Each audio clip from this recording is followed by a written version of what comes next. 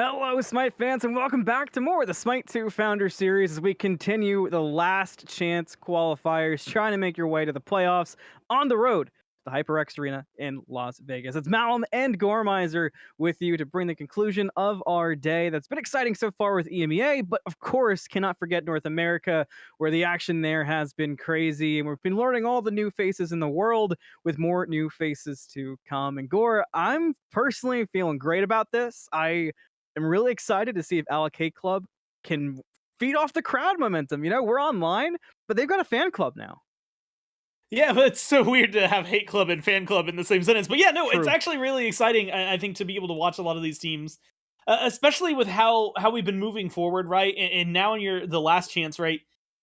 That little bit of extra fire under you, I feel like is it's really good motivator as it turns out, right? You want to make sure that you can do the best that you possibly can, put your best foot forward. You don't want to trip up even slightly here. It can be the difference of making it to Vegas in the long run or having to sit at home and just watch while you're wishing you could be competing. And like you said with Alec Hate Club, over the weeks of play, right, that we've gotten to see them being able to get people who are rooting for them. Like it's a big deal. It really is. And they're going up against players they are familiar with who were playing in the open bracket to kind of make their way up here. And as we take a look at the bracket and kind of get our bearings for where we're at, looking at the North American LCQ brackets, it's stacked. I mean, we talked so much about the teams that were going to playoffs, right? But on Smite 2 Long Didn't Watch, I feel like we hit this perfectly where it's kind of like the amount of teams that could kind of get out of here looking like a brand new team and almost adding another accolade, another pin to their belt. There's so much that these teams can do in the last chance qualifiers on the grind for playoffs. Yeah, the fact that there are so many teams and a lot of names that at this point we recognize, some that are maybe new, kind of fresh for us, but then you look at the rosters and you go, actually, maybe I know these guys. As it turns out, I'm really excited to see a few of them. I know, what's it called, like the Donut Dug team, the Kitty Party team, things like that. Like there's a lot, and I think that's Group C, yeah, that they're playing in. A lot of Smite that's going on. We talked about this a little bit yesterday, but so much gameplay happening. A lot of it's going to be incredibly competitive. I think in this stage very specifically, right? When you take out some of the outliers, when you don't have your cowabungas coming in and just Yeah. sweeping across everybody they seem to find, this makes it a little bit closer, right? When you start talking about it and you're like, okay, Father's Day, like you said, a couple of players whose names are recognizable, especially if you've been able to watch, like, ranked grinding, things like that. But like, that means that they're in a much closer, punching battle with Alec Club. It's a really good spot to get that experience, get some of that, build up your self-confidence, Yeah. and then use that and that momentum to swing forward, especially if you can qualify for playoffs. For sure, and it's a good chance to pick some knowledge back. And as we get into picks and bans for game number 1, that's where that knowledge comes to fruition. Wasn't that clean? I thought it was clean. I thought you were gonna say, and that's where you can, instead of pick some knowledge, you're like, you can pick some bands, right? Well, I was thinking to like pick some But I was knowledge. like, I don't What know popped that. in my head was like that old sci-fi movie, Starship Troopers, the brain bug. Anyway, Yeah. Alec Club and Father's Day. That's what's on tap here. And Alec Club, they've had an entire Swiss bracket of experience. They've had tons of roster changes. You might even see some returning players, Aztec back on the roster.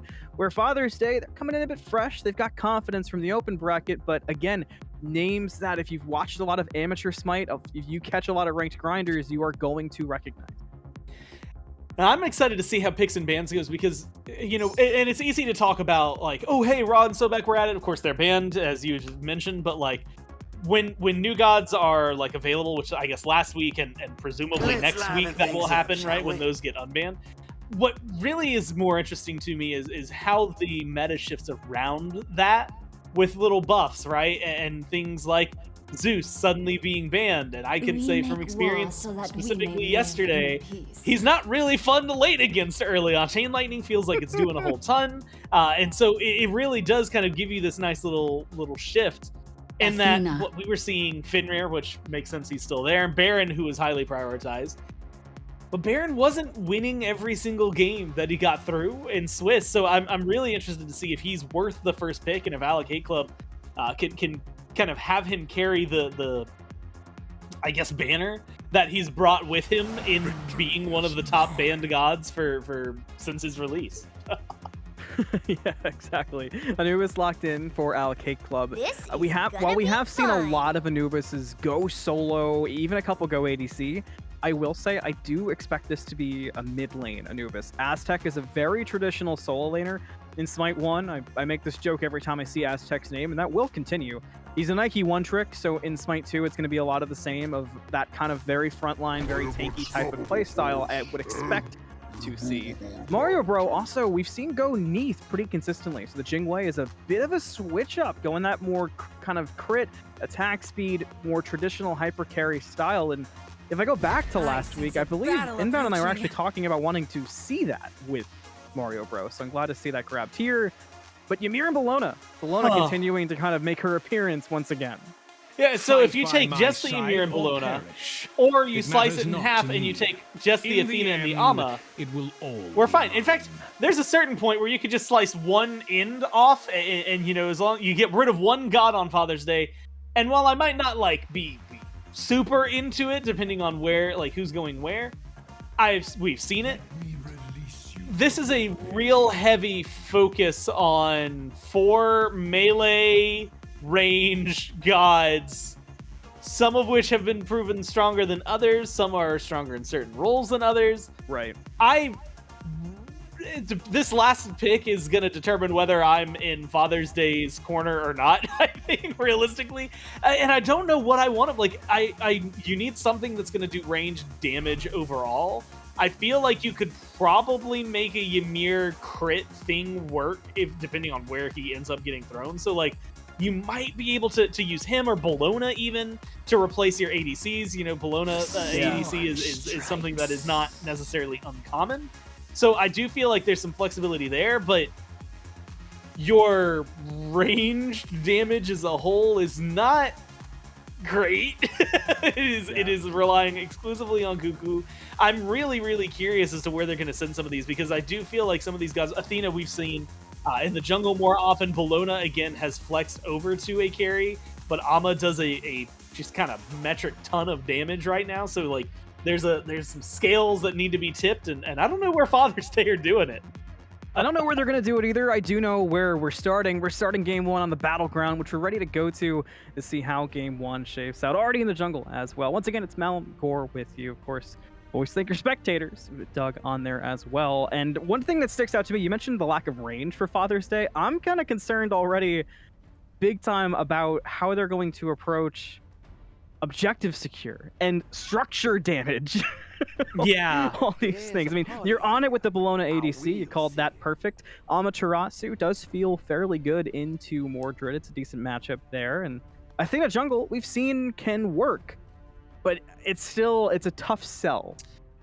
It's something that I get sold on more when it has like a really powerful backing. Like, I've said it before, if you're locking in Athena jungle, half the time, like, your damage is okay, like, but most of the time it's pretty negligible. Like, I'm not looking at you as this hyper carry.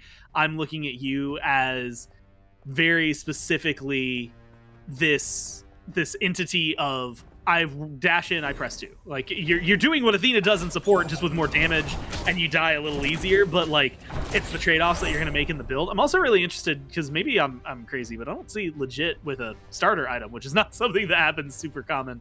I am just watching Chase, I think, though, you know, bringing it back to the Athena, to see what they do, because I feel like the whole purpose of an Athena, and really what Father's Day have in spades, is team fight. I mean, you've got setup out the wazoo. It's eking out of your team. Like, you've got it even where you don't need it half the time. The Amma, the Athena, the Ymir, and the Bologna, hell, even Cuckoo to a certain extent, like, every single one of you can start a fight at the drop of a hat. The 4 frontliners, or at least what are standard frontliners, maybe the ones who can do it the most reliably. And so I am gonna watch their team fight, but the problem is that you have 4 people who start fights really well. The people that typically end the fights, like your Jingweis, your Neaths, on the other side, the Anubis, the Thanatos, you don't have as many of those. So I'm Really wondering what their follow-up's going to look like. And I mentioned it. I love Bologna. I will always be upfront about that. She's one of my favorite gods. In fact, when she came out way back when in Smite 1, like Season 2, playing Bologna ADC was one of my favorite things to do. And every now and then it's fun to dip your toes in. It's way more viable in Smite 2 than it has been in Smite 1 for years. But it is still risky, right? Again, you have to be melee range. You're going up against Jing Wei, who's going to be able to smack you pretty heavily in your health bar before you even get close. But you have a disarm. You have things to close the gap. You've got a lot of capabilities and AoE stuff that's fun in your kit. Better run, Aztec. You got the slow off, but the shield. Right on target. First blood over the Father's Day. And a great start to get a first blood on one of the teams who was in the Swiss stage. And you keep hitting on this frontline point, and one thing I do want to mention, with so much sustain for Alec Club as well, one thing we often talk about is how are you going to get your anti-heal across? And for Father's Day, if you build anti-heal, it's not going to be that bad feeling because you're already diving into Alec Club on cooldown, so you're very easily spreading your anti-heal across. You add into that maybe a Divine for the Cuckoo, and you're feeling pretty good. Duo lane. I honestly want to see Chase, like, so first off, already over here, I need to see Chase do this like 6 more times as well. We'll start the count. That's number 1. Can you find the first pick on it with the freeze? Maybe you can. There's a Phantom Shell and the second kill over to Father's Day. So that's the first gank. We're looking for 5 more from Chase for Father's Day, but it is a great start as well. I mean, you've got your ult on Cuckoo. You're working on ult for Athena. We've seen how much Athena can move around on ult, so I think you're right on it, Gore. And with this buff invade out from Father's Day, they're looking to continue the action. Already on it, looking for more of the buff in the fight. There's the freeze, a wall to separate as well. But that split decision of fight versus camp allows the buff to be secured by Alec Club. Honestly, you're going to take little victories like that. I feel like the gank presence, and this might just be true of early game presence in general for Father's Day, I should say, it should be higher, right? I feel like the gods you have are really kind of known for being able to brawl early on and then sustain and survive in the late game, whereas the gods for Alec Club, you know, you're looking at Anubis, like, you can kind of hit early on, but realistically, you're waiting for a couple items. Same thing for Mordred. Thanatos is a special case where he kind of fits both, I would say. But Jing Wei's going to lean and skew more towards the 15 to 18 minute mark where you're really going to be finding those strides. So if you're Alec Club, I think finding little things, making sure you can secure your own buffs, just being able to stay alive and not die too much, and keeping the gold within like 1,000 for the first 10 minutes is pretty much going to be a good solid win condition for you. Meanwhile, for Father's Day, I think it's the opposite. Like, you need to expressly get as far ahead as you possibly can. I think this comp steamrolls really well, but if it starts to lose its momentum, the weight behind its punches start to really show their impact later on, and you won't see as many deaths coming their way, or sorry, I guess kills coming their way. You won't see the objectives, as you had said, maybe as secure for them. And it's definitely going to be an interesting dynamic to see how well they can kind of keep a heavy, fast pace going for the first few minutes.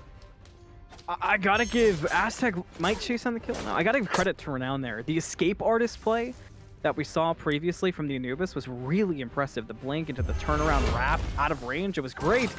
Alec Club need more of that energy in the duo lane where the gank is out and Cosmic Vibes might just go down. There's gank number 2 from Chase, and it's successful once again on finding a singular pick in the duo lane. I think sometimes, yeah, 4 more. Just keep the counter running. And realistically, the reason I want that is less for Chase to get experience, although Chase getting experience is just as important, and a little bit, I'd say, for Lanky to get some kills, and I guess at this point, maybe just the assists for the experience, whatever. It's really just to make sure that Jing Wei doesn't get to Jing Wei status before your team is ready. If you can shut this Jing Wei down to be like 0-4-0, even I'll take 0-3-0. You'll be in a spot where you're fine right there, right? You're suddenly able to control a little bit more. You're going to be in a good pace for your team, good set of kills. Your duo lane should be pretty far ahead at that point, and you'll be able to kind of coast into a mid-late game still keeping pressure applied, but with a little less pressure coming back at you, just from the inherent nature of them having a very heavy attack carry. Bit of an ambitious play from Aztec, but it does burn the oh-so-important beads from the Athena, and Aztec still fighting, buying time. Looks like the Amaterasu in a bit of trouble, to say the least, on a land down. That should be a kill. There's the execute, the turnaround looking for Chase. Call it 2 for legit. Almost evening up the scoreboard, but a big pickup for Alec Club. Meanwhile, other side of the map, Gold Fury pulled. Mario Bro aware, gets there in time to contest. The wall will slow it down. Gonna be close. Gold Fury stole it away. Mario Bro with the perfect timing. I mean, man, if you're talking about things that just go wrong for you in the worst case scenario, it is such a clean steal. It is so, well, clean maybe is debatable. Such a good steal. And like you said, just being there in the right moment, you get that. And that's the kind of thing, if you're your Father's Day, delete button over on the right. So what I was about to say was that's the kind of thing you can't allow to happen, because it will ruin any momentum you've built up to this point. And I think that last kill is kind of like another little bump to that as well, because it is just so good for Alec Hate Club to pick this up. And again, with the way that your team comp is built up for Father's Day, you needed a lot of that momentum. You needed the gold to be in your favor. You needed Jing Wei to be behind. You needed the Anubis to stay behind. They're going to be feeling just fine now. Such a quick turnaround. I was preparing to kind of give that 7-8 minute check-in. That's seemingly been the first spot where you can see where things are shifting in a game to Father's Day. But right as we get to that point, Alec Hate Club take the reins back, and seemingly the vibes too. Your call was perfect for the Athena to rotate the duo, and look how much focus is on the Jing. A Pharaoh's Curse out for Lanky that lowers the attack speed of the Jing Wei as well. And all these things you do to focus at the Jing Wei, yet the right side of the map has turned around and been the favoring point for Alec Hate Club. And now maybe the mid lane, couple ultimates out to keep them safe from life at the party. Father's Day still in trouble, not out of it yet. Look at all the damage on to the Ymir. They're gone. Renown with the credit. Thanatos will go elsewhere. It's always the most awkward feeling when you're a Thanatos and you take the sky, right? Around by the time you get into the air, the person's already dead. You don't really have a lot of room for the execute. Stun, maybe you could have swung it if this was about 5 minutes later and you were willing to dive a tower, but I don't mind the play, right? Go farm, do what you can, control the jungle, which has been so simple for Alec Hate Club. I mean, look at the ward vision that they have, a lot of deep coverage, making sure that they are there on buff rotations. Even if they're not picking up the buffs, they're just making sure that it's a little more awkward for Father's Day. I love the way that they're playing around this, and the way that they've been able to manufacture fights, despite the fact that I feel like Father's Day, granted because of the nature of their team comp, Father's Day have maybe the more ease of access for starting a team fight. That has not slowed Alec Hate Club down in the least. Let's commit a lot onto Aztec. Well, why not? Bring down the Mordred? They do indeed. Second kill for the Amaterasu, second death for the Mordred. In the solo lane, worth a talking point in terms of roster makeup. Aztec left the team, Alec Hate Club, joined back sort of after the explosion of hype and support for Alec Hate Club as being an OG member, new mentality for the team. And I think they need it, because one thing, Gore, that we've talked about in SMITE 2 didn't watch, I think of Trelly in particular, it's the Cuckoo in a bit of trouble, but seems to be running Renown on a chase into a trap. Looks like Renown has picked up on it. The Anubis senses are tingling. It's time to go. It's a perfect wrap. Sidesteps the Spear of the Nine, wins and kills Chase. Wow, what a turnaround for Renown. They do die, but what a play. Aztec arrives and looks like he's going to pay the Pied Piper. And will indeed. Third kill for the Yama. Dana nowhere to go. Should head out. Are we re-engaging? No way. I mean, Bologna's alone right now. If that Death Scythe hits, it's maybe a different conversation. This wall might actually cause more trouble. Legit cannot juke it out. Slowed down and shot down with the Zephyr. That's a kill for LRN. And Father's Day, off the chaos that started with a great play from AHC. Now Father's Day pulled a Gold Fury in the face of the Hate Club.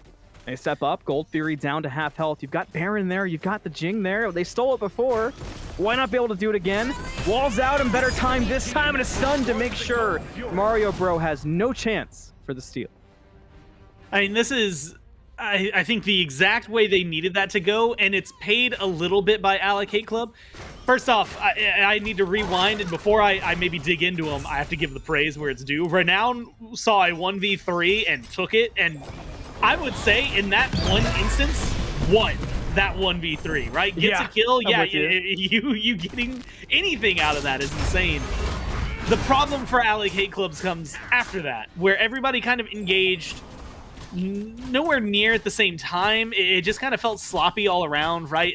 A step forward, and Father's Day, they really punished him for it. What could have been maybe one step out of position for Alec Hate Club suddenly becomes walled off, isolated, your team can't get to you, there's nothing you can do, and a lot of it came from legit. There's that like, you even said it. Wait, we're going back in? Like, there was no real reason to. Maybe if you had hit the Death Scythe on Bologna or the stun on Bologna, there's a conversation around it, but Ymir came up, and admittedly, we could see this a little better than they could. Ymir comes up, beautiful wall, and that lockdown is curtains. I love that the rest of the team just kind of lets it lie, because you have to recognize there's nothing you can do. And then Father's Day swinging that into an objective, again, it's just smart play and advancing their lead. Try to get Renown again, not successful so far, but you've got Amaterasu on the case. A defender of Olympus as well. Let's give it a dazzling offensive, anything to kill Renown. What have you wasted? Is it going to be too much? Cosmic Vibes, life of the party will not matter. Double kill for the Ama. Looking for more, and the Thanatos will hit the escape button. Time to go. And Father's Day have wrangled back control of this game yet again at 13 minutes, now up to a 3K gold lead, and growing with each tower that falls. And despite the death there for Renown, I do want to pick up on a point you mentioned before, Gore. We're talking a lot about rosters and Alec Hate Club and their journey through Swiss. I think my favorite pickup from them so far has been Renown. Foresight and perception. Yeah, it is. I don't know. It's just, I'm actually having to hold my thought, because this Jingwei seems like it might be the worst place. Wait, no, she has ult. Never mind. There's no that. There should be. I'm gonna be honest, Malum, every single time I feel like they're safe, something changes. Wall's already down, but the slows are hidden, the stuns are stunning, and the kills are killing. Lanky, well, with one on Mario Bro, but as we've seen, just because somebody died doesn't mean the engaging stops. But more of just checking the situation, AHC will not commit again. Yeah, so with a small reset, hit me with your question again. We'll pretend, let's pretend that didn't happen. Let's just reset. The rewind of the tape, exactly. Renown, being that new addition last weekend, kind of went crazy, turned a lot of heads on the Anubis, on the Hecate. Now this week already doing the same thing. What a pickup. Yeah, and it's, again, the things like recognizing, and admittedly, okay, I'm going to be honest, this first bit of praise, it might even sound patronizing because it's very simple, but like catching out the Athena ult ring immediately on, I think it was LRN they were chasing at the time, and just recognizing like, oh, I don't want to be here anymore. But then turning that into a 1v3 that you come out on top. I mean, even this, like, you should have a lot of damage to work with. Good blink just for disengage. I'm expecting a lot from this Anubis, though missing a tier 1 tower in mid definitely changes things. I feel like I'm back at OSL with all the non-stop fighting, and that's going to be another pick on to Renown. CC on the Cosmic Vibes for the pickup, and legit turning the corner, and now has to instantly hit the escape button yet again, using that ultimate to just get away. And Father's Day continue to pounce on Alec Hate Club, and looking for opportunities off the back of it as well. An ult from the Bologna, looking for the 1v1. Mario Bro's gotta go. That Pharaoh's Curse is paying dividends. Gonna force the airstrike away. But this whole time, Core, Fire Giant. I'm gonna be honest, I had mentioned, and you know, we've talked about it, I said it, that this is a team comp that needed momentum, and it's got it, it's working well with it. I'm gonna be completely real, I didn't expect it to work this well with it. I didn't expect it to swing this hard. I mean, an early Fire Giant fast, they are coordinated strikes on Alec Hate Club. And Father's Day are doing it well. And again, I think a lot of it comes down to the fact that, hey, well, first off, Ama does a lot of damage. That's going to help out a lot, right? Balancing out things. The build that you've got for Lanky right now, I feel like is going to facilitate it. LRN has been great around the objectives, but I think one of the biggest things is that You have so much CC. You've got so many options. Athenaton, cool, they beats that, great. Now I'll throw up a Ymir wall. Here's Ama ult. Oh, great, you managed to do something, let's say Purification Talisman for that. All right, here's a slow coming from LRN. Now a taunt's back up, and that's not even including the fact that Bologna can jump in. Like, there's just so much that you can do right if you're Father's Day in terms of making a fight happen and keeping a fight going. That's just so difficult if you're Alec Club to survive through it, to the point where, you know, you've got 2 shells, you've got 1 set of beads, plus the Purification Talisman. Like, you honestly maybe needed a little more. You have to use your ults half the time just to stay alive. There's not a lot of opportunity for them to fight back when Father's Day can just kind of continue such a massive onslaught. The strengths are impressing me so much, and to battle through the open bracket and go up against a team who's been through Swiss stage, I mean, you cannot say, both in roster construction, of course, as well as in the quality and experience of the player, you can't say this is the same Alec Club as the beginning of Swiss stage. They've been through some trials and tribulations, but Father's Day, they're players who've done the same thing, and they've played against Alec Club before. I mentioned it, I've said it a couple of times. These are matchups that have happened before in different amateur leagues. These are players who already know each other going in, which is almost, I think, part of the reason as to why we have this breakneck pace of fighting. I think it's the familiarity of, hey, I know the doctor in Seoul and on the Amaterasu. I'm just going to run him down just like we did a couple months ago. And it's who adjusts first, I guess, who will really make that difference. And to all your credit, all your points so far, Gore, Father's Day, they've achieved every task you've given them, minus I think we are still 3 ganks short in duo. I mean, this is, yeah.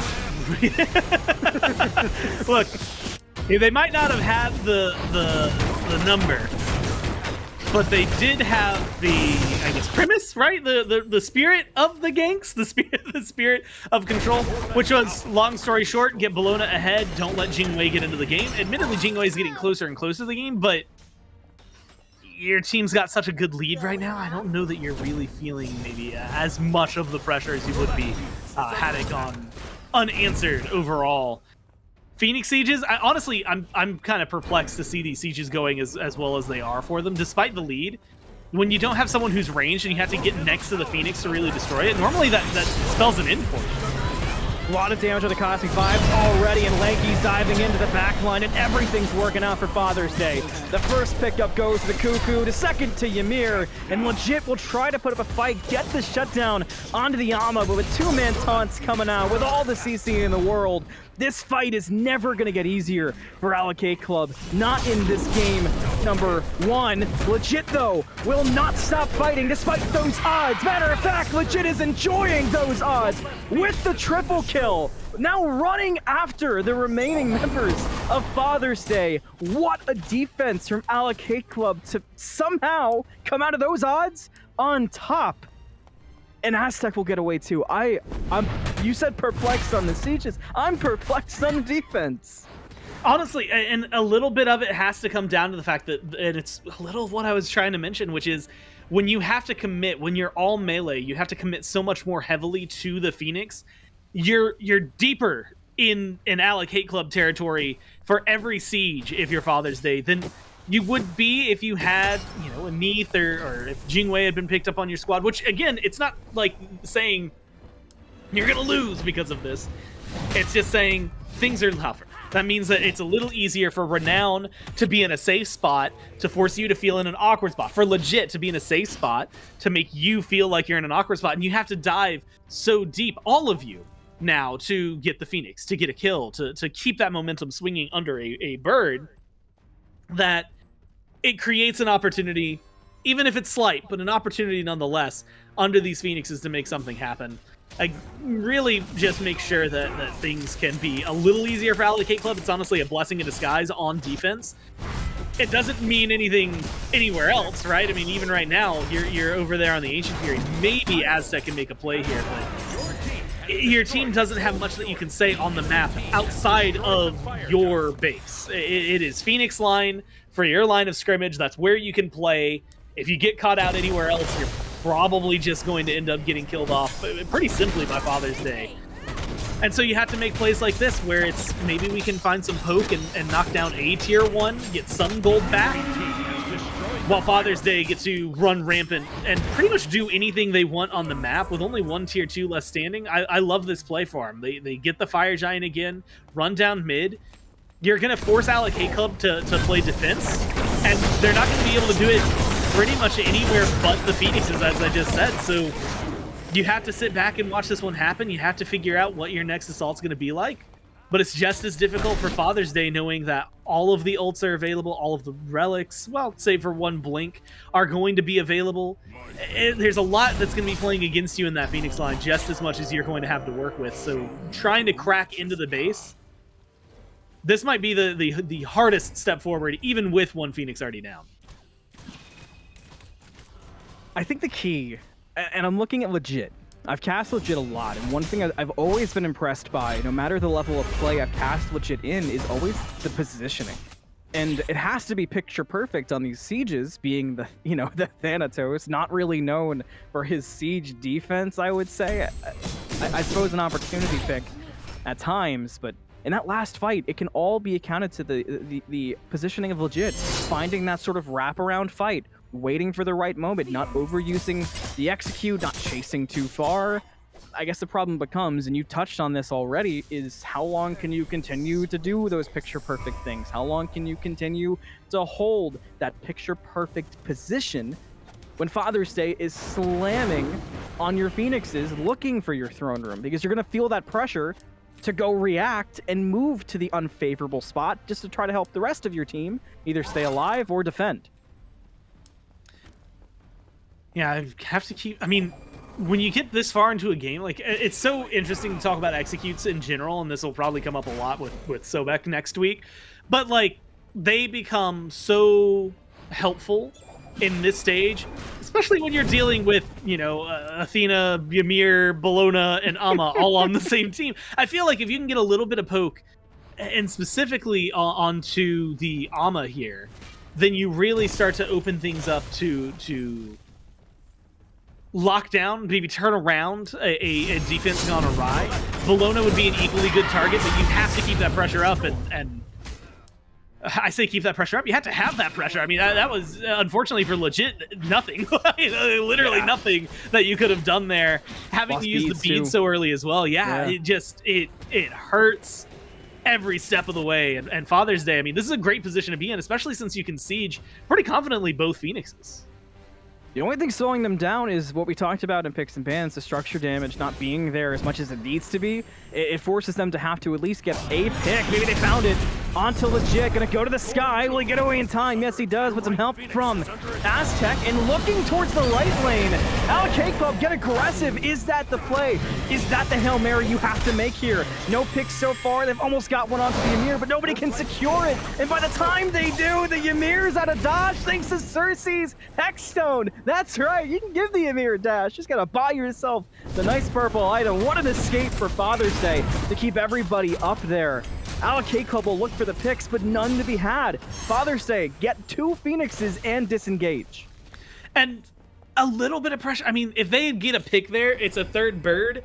If they get 2 or 3, it's the end of the game. But with just no picks, the fact that they get the right side Phoenix is nothing short of amazing, honestly. And again, it's the things that we keep mentioning. It's that difference of when I have a minion wave and I've got a Jingwei on my team. I'm just going to use Alec Club as an example. If they step forward and let's say Baron is the one taking it, then Jingwei's able to hit it, step out of the Phoenix line if things go awry, and you're pretty much already back into safety.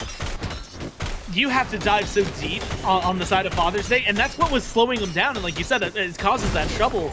Because, yeah, you can do the damage. You just need the extra 15 feet all of a sudden. You have to walk forward. And it's not as easy to get. But the 2 things that are playing into this, and I can't believe 25 minutes into this game is the first time that I'm mentioning it, because it's the first time maybe that it's truly registering for me.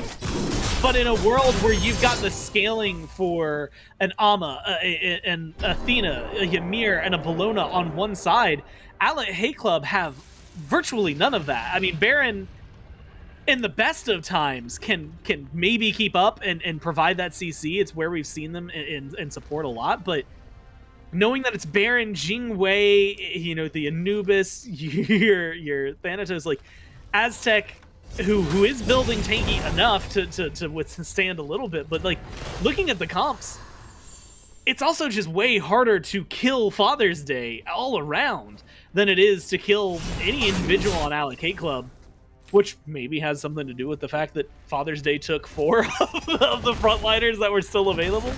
But it is kind of leading me back into Cosmic Vibes specifically, looking at this Baron. It's a first pick god. It was one of the top bans. This is what happens when the team around him maybe isn't able to make things work, and unfortunately it can get bullied pretty easily. And I feel like as a support, it's not able to do the things you want. I mean, if this Baron steps forward to try and lock people down for a kill, the Baron's just as likely to die as they are to maybe even get their ult off, and that's if you're lucky at the beginning of the game. Now you're 0-4-4. The faith is maybe a little misplaced. I don't know how much I trust the Baron to get things started. Fire Giant getting close to half health. Legit is trying to find a way in, but has to get through the Emir. Has to live through all that damage. Manages to get in the sky. The rest of the ultimate's out. LRN's already got one of the Cosmic Vibes and followed up on by the Amaterasu. Alec Club can just not find footing in this fight, and Father's Day will make them pay for it. Already dropping 4. Renown with a prayer. That ultimate will not be answered. One will go down, but 1-2 view. Double kill goes off at the end of the Ama, and Father's Day will lock down game number 1 after the last-ditch effort from Alec Club. Yeah, I mean, outside of the fact that I was actually surprised. I thought after the, very first Gold Fury steal is where I want to go back to. I thought for sure this was an Alec Club game after that, because it was, 3 kills, I think, for 1, plus they steal the Gold Fury. It feels like you're up against a comp that requires momentum in my mind, and you stripped it all away right then and there. But then they just got it back. I mean, almost instantly. I think it was really, really well played from Father's Day to keep the pressure on and applied. But ultimately, it comes down to the engage. I mean, we were worried about, objective secure, tower killing capabilities. And it turns out if your team is just winning team fights left and right, there's no one to defend and make those things hard for you. It doesn't matter if you're 50-50ing an objective, because you don't have the other 50. You're just winning it because the other team's just destroyed in front of you. And the engage potential, the engage capabilities, they showed it time and time again. Taunting people in, even using, some of the walls as aggressively as they were, sometimes not even to wall people off, but for Ymir to launch himself forward to get a stun, things like that. Yeah. Suddenly it's just, there was no real fighting back. I think we got a little bit out of it from Renown and mid, but only so much can go so far, right? When you're still trying to push back against such a large force. As a very tough composition for Alec Club to bring to the whiteboard and figure out what went wrong, but they've got to do it. And before we see their answer, we got to take a short break. So don't go anywhere. When we come back, game number 2.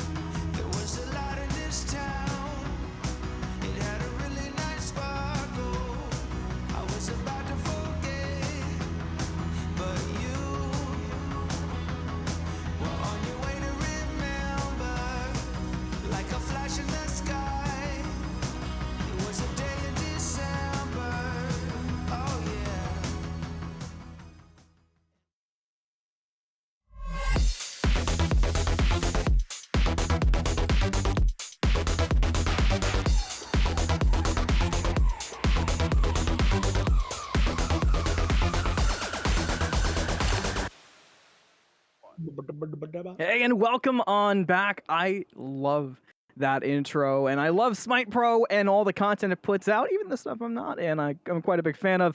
You should definitely check it out too, youtube.com/Smite Pro. You can find interviews, Smite Too Long Didn't Watch, and keeps you up to date. I just did recently a viewer guide for APAC, so if you're a DGen like me, you find yourself awake at 4 a.m. and want to watch more Smite, you see APAC on, and you want to watch some Australians go to war, simply open up the viewer's guide and learn all you need to know. There's tons to it, and it's worth checking out. So once again, youtube.com/SmitePro today for all the great content we put out, including the stuff I'm on. Now, yeah, including the stuff I'm on. I'm curious, when you say that you're a DGen who's still up at 4 in the morning, are you...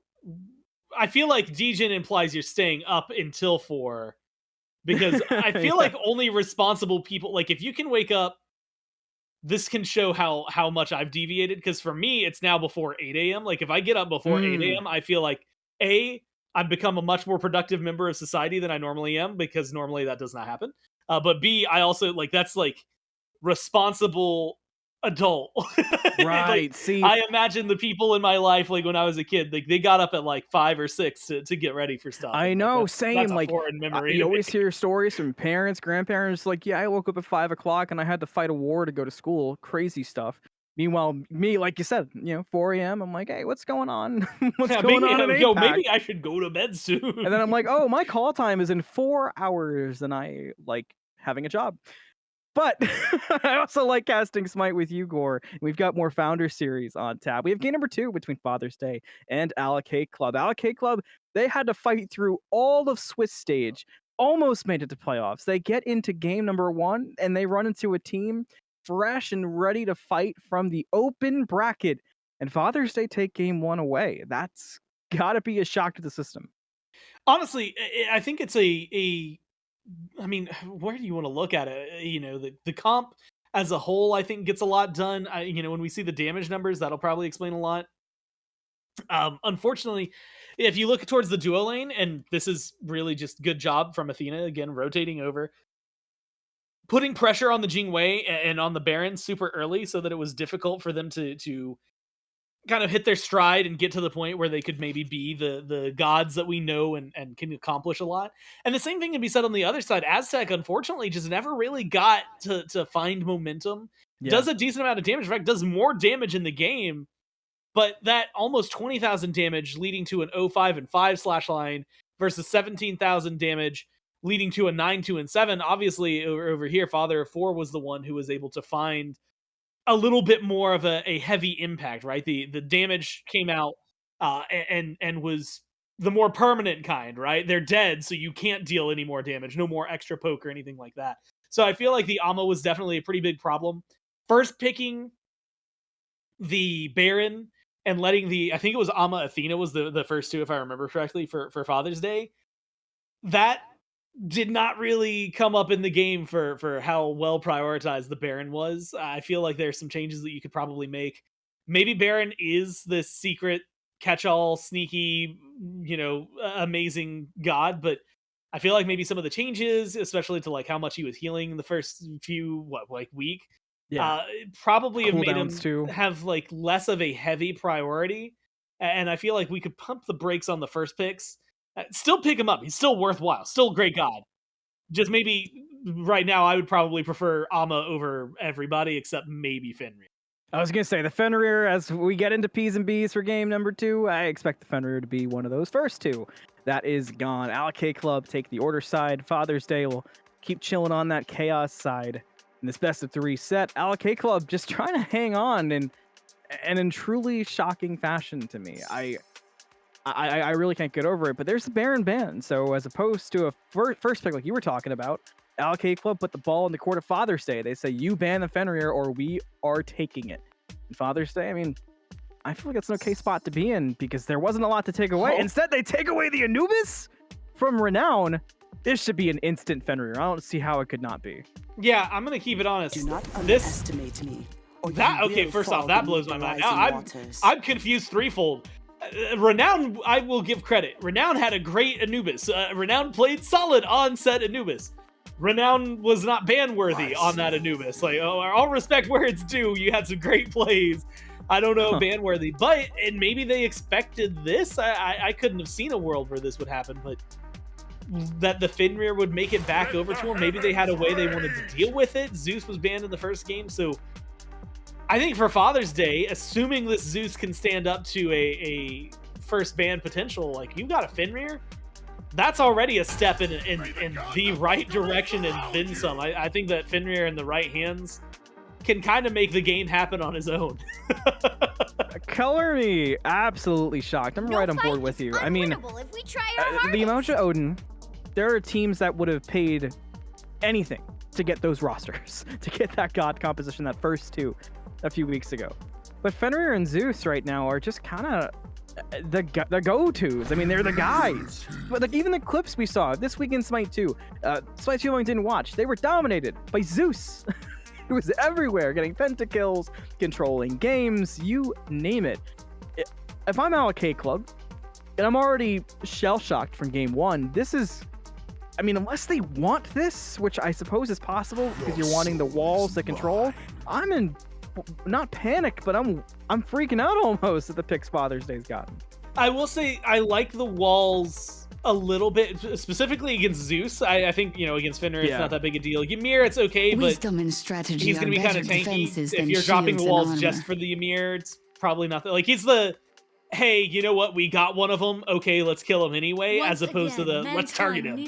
I feel like you've got a pretty good setup for yourselves in terms of aggression, right? Odin can do a surprising amount of damage. It's easy to forget, but for the first few weeks of play, Odin was one of the top pick bans, and for a pretty good reason. And so I imagine that with the Jingwei, like, I like Alec Hate Club's draft overall a lot more than I liked their first one. I will still say, and I think much like you, I favor Father's Day. The Hades says me a little confused because we don't see a lot of Hades, but I still like what Father's Day have all around. I think they have a little more execution on their own shoulders to make happen. Those Zeus and Hades going to be requiring, I think, a little more work than what they had last time. I'm with you for sure, but we've got our picks, we've got our bans, so all of us left this game number 2, and to see if Alec Club can hang on in this best of 3. That's gonna be a question, to say the least. It's still Mel, it's still Gore, it's still Doug, it's still in game. It's gonna be a weird one. I'm already looking through. I mean, the Hades solo, I guess expected.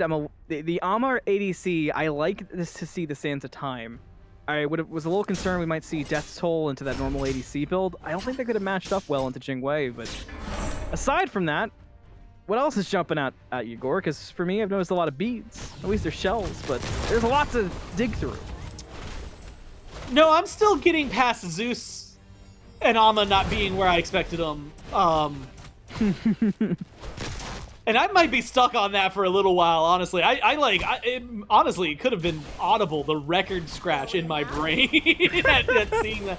I kind of assumed coming into this, you know, Amma solo, especially after the way the last game went. I mean, that was such a dominated lane. Maybe it's just a better matchup, right? Hades into the Odin has been something that in the past has favored the Hades. So maybe it works out a little bit better here. Maybe that's going to be where they find that pressure. But I mean, Aztec got handled so heavily last game by the Amma that, you know, you'd expect to see that twice. Zeus, I'd kind of mentioned, but in duo lane, it feels pretty good. It kind of feels good anywhere. So I'm not too upset about that, but I'm curious if Lanky can play non-melee gods. I haven't seen it yet. Ooh, it was close. That was a close turn of the corner there. I mean, if Phantom Shell doesn't come out, I think Alec Club might dash on that. But look at the Athena. No Man's Land. Did get the steal of the buff, so 1 into 2. Lots of damage on. The dash away. Numa isn't really rushing to help quite yet. The Brutalize out. A blink pass, though, to try to avoid the minions. It won't work out. The first blood goes to Father's Day. The response goes to Alec Club, but the double kill goes to LRN. I mean, honestly, the way that they've played, and specifically for LRN getting 2, that's a dangerous spot to be putting in Zeus, right? I mean, he is going to swing, and it's so easy to forget. Again, he's not super mobile. He can just kind of move faster sometimes, and it's easier to lock him down and Athena shouldn't have too much trouble. Again, if you were playing, if Legit was back on the Thanatos, if they had the Fenrir, I have a feeling this would just be a absolute meltdown Zeus. But having the Fenrir plus a Zeus with 2 kills, you've got a lot of damage, you've got a lot of CC, good stuns to come up anywhere. I can't believe they get such a good, clean catch out though. And if I'm going to talk about 2 kills on one side, I have to give a shout outs to Renown where it's due, because that is an impressive shutdown moment to have 2 kills early on the Fenrir. Malum, that changes a lot of the way the pace of the game should be, right? I mean, now you're talking about Chase being behind and maybe not being willing to initiate as much over the next few minutes. I was even going to say a pickup for Cosmic Vibes on to the Ymir. That's surprising. Fighting everywhere. Yeah, I was going to say, there's so many junglers who are eyes on Chase right now of they wish they could get Fenrir in games. He's so difficult to actually get that if Chase lets this down, it's going to sting extra bad, I think, for Father's Day. And that could be biggest of problems. Problems for LCQ Club. You got a Zeus rotation, but they've cleared enough distance to keep themselves safe. Yeah, the Fenrir's got to be... It's got to work. I don't know how else to explain it. If you get the Fenrir right now, if you get those top picks, you got to be able to perform on them. And really, it's like this combination, like maybe bad set of circumstances, though if it happens again, and I guess this time it's pressure elsewhere, but you need something. If you're Fenrir, you need to be able to pick back up. The fact that you're not level 5 yet maybe speaks out a lot. I like the idea that they're still playing aggressive, though. It's just if it goes wrong for Chase here, it could ruin everything. Cage out from Aztec, just trying to stay alive, but hey, I got bad news. They've got dashes. And the Hades will pick up the kill. A familiar spot from game number 1 for the Hades over Aztec in solo lane. And another time that Legit's been caught out in the jungle stealing buffs. It's important to answer the jungle. It's important to push a lead when you've got it on the Fenrir, but now with 2 picks onto Legit, I don't think you've got that same lead to keep pushing and getting caught out. All right, so Malum, and maybe things will change over the next few minutes, but the vibe I'm now getting from this game is less certainty of, oh, this draft, this engage, that engage, this kill, that kill. It is strictly going to be team fight by team fight basis. We'll have to have like a new conversation each time. It feels very difficult to predict because, again, every single time one of these teams gets aggressive, I think you have enough setup on both sides. Fenrir brings a ton to the table. But trailing behind, it does mean you have moments like this. Gets the beads actually super early. Might have been able to stay maybe aggressive, but it's things like this, right? Renown does it again. When everything looks really good for Chase, you get the beads, you force Renown to play under tower, you almost get the kill, and then you're done. And now you're still a level behind the Athena. You're 0-3. You're just not really getting anything done and able to accomplish it. It is a mid lane masterclass so far in game number 2. Yeah, I'm gonna take a shutdown onto LRN. Just let you kick the fights. Renown has the ability to turn around on somebody like few Smite players that we've seen so far in Founders. I mean, don't get me wrong. I'm not saying Renown's top of the mountain right now, but in just pure turning on somebody, it's like every game Renown plays, there's this instance of, oh, is there a person behind me trying to kill me? What if I just Uno reverse card them really quick on broadcast? And it's happened so many times. And for LRN as well, to keep up, that's been wild. There's so much going on, Gore. I just thought about the fact we saw the Zeus use a Jade Scepter to push away Renown. Yeah, talk about... I'm glad you pointed it out, but talk about items we don't see often in any build. Like, I'm trying to think of if I've seen and encountered Jade Scepter at all, let alone like I don't just, think like we in have. general. Like, I don't even know if I built Jade Scepter. Like, even for funsies, sometime maybe I've seen JMac when he's doing some weird support mage stuff on my end, but like very interesting, and maybe not what I would have thought and expected on Zeus at all, let alone first item. The dog doing dog things, but Chase almost punished, has to jump away. That storm certainly separated the team fight, but still no picks. A dash in from Mario Bro, the wall off. Not enough damage from that Jingwei. Auto's hitting 83 onto the Ama. Isn't enough to bring them down. But that's a lot of members in the mid lane at 7.5 minutes. Nobody's going the gold. We've just got basically both teams in mid. It's going to be one of those games, you can already tell. 5-5 before that 8-minute mark. And I'm going to tell you, we will, that's 10 kills, 8 minutes. We are going to continue that pace. I don't expect it to slow down at all. I also, at this rate, am kind of expecting that a lot of the things that I know about Smite might not be applicable a lot in this game. I feel like we are getting a lot of wild cards. So I'll stick with the things I do know, which are immediately, again, getting thrown off. Because I look down, I expect Lanky, and admittedly Lanky did something similar last game, but I expect an aggressive, you know, Ama damage maybe style build, or realistically she does enough that you could probably get away with just building her like normal. And that seems to be the case right now. Lanky, so far, leaning a little more tanky, trying to maybe survive. I'm really interested in seeing what this Ama's going to get to do throughout this game. Because Duo's been quiet. If there's one thing we can be happy about, it's that not a lot has been happening on the left. True. It's all in mid. But it also means that means, you know, just this Jingwei is uncontested so far. Ama's not really going to put a lot of pressure on her, maybe in clear, but realistically, I don't. Yeah, especially not the build she's going, as you talked about, too. Yeah, so with the stacks, I mean, already 34 on the Devo's Gauntlets, you're feeling pretty good there. I think that this is going to be a pretty good spot for the duo lane, specifically for the carry on Alec Club, to transition into the late game. And the same thing can be said, you know, Aztec was what, 0-5-5 in game one? I feel like a lot of those deaths were early on and early pressure. We're not seeing too much of that. A level behind right now, but that's made up for the fact that your jungle is 2 levels ahead. So I feel like you're kind of coasting. I don't think there's a lot of reasons for Alec Club to be raising any alarms. In fact, if anything, if I'm Father's Day, I'm a little worried. You know, Chase needs to get a little more done, maybe on the board. And maybe you want to spend some time trying to shut down the Jingwei or shut down Aztec to find a grip somewhere on the map that's more solid than whatever this back and forth has been in mid. Alec Club, admittedly, though, are unafraid to make that Jingwei rotate around. A rotation out, Queen Naga buff is on Cosmic Vibes. Chase the invade in the jungle, doesn't get the red, and is certainly getting damaged by Legit. That's a bit scary for the Fenrir, but Legit, better places to be. The Zeus is almost dead towards the mid lane. The ult's over, the Fire Shards confirms it for Renown. The landing from Defender of Olympus, and why not combo the Hades? You need to reach to get him! Oh, and you do indeed. The reach is there, Legit with a pick. The second for the Athena. And Jingwei back in the mid lane. Here we go again. Alec Club not afraid to rotate around. Still no objectives pulled.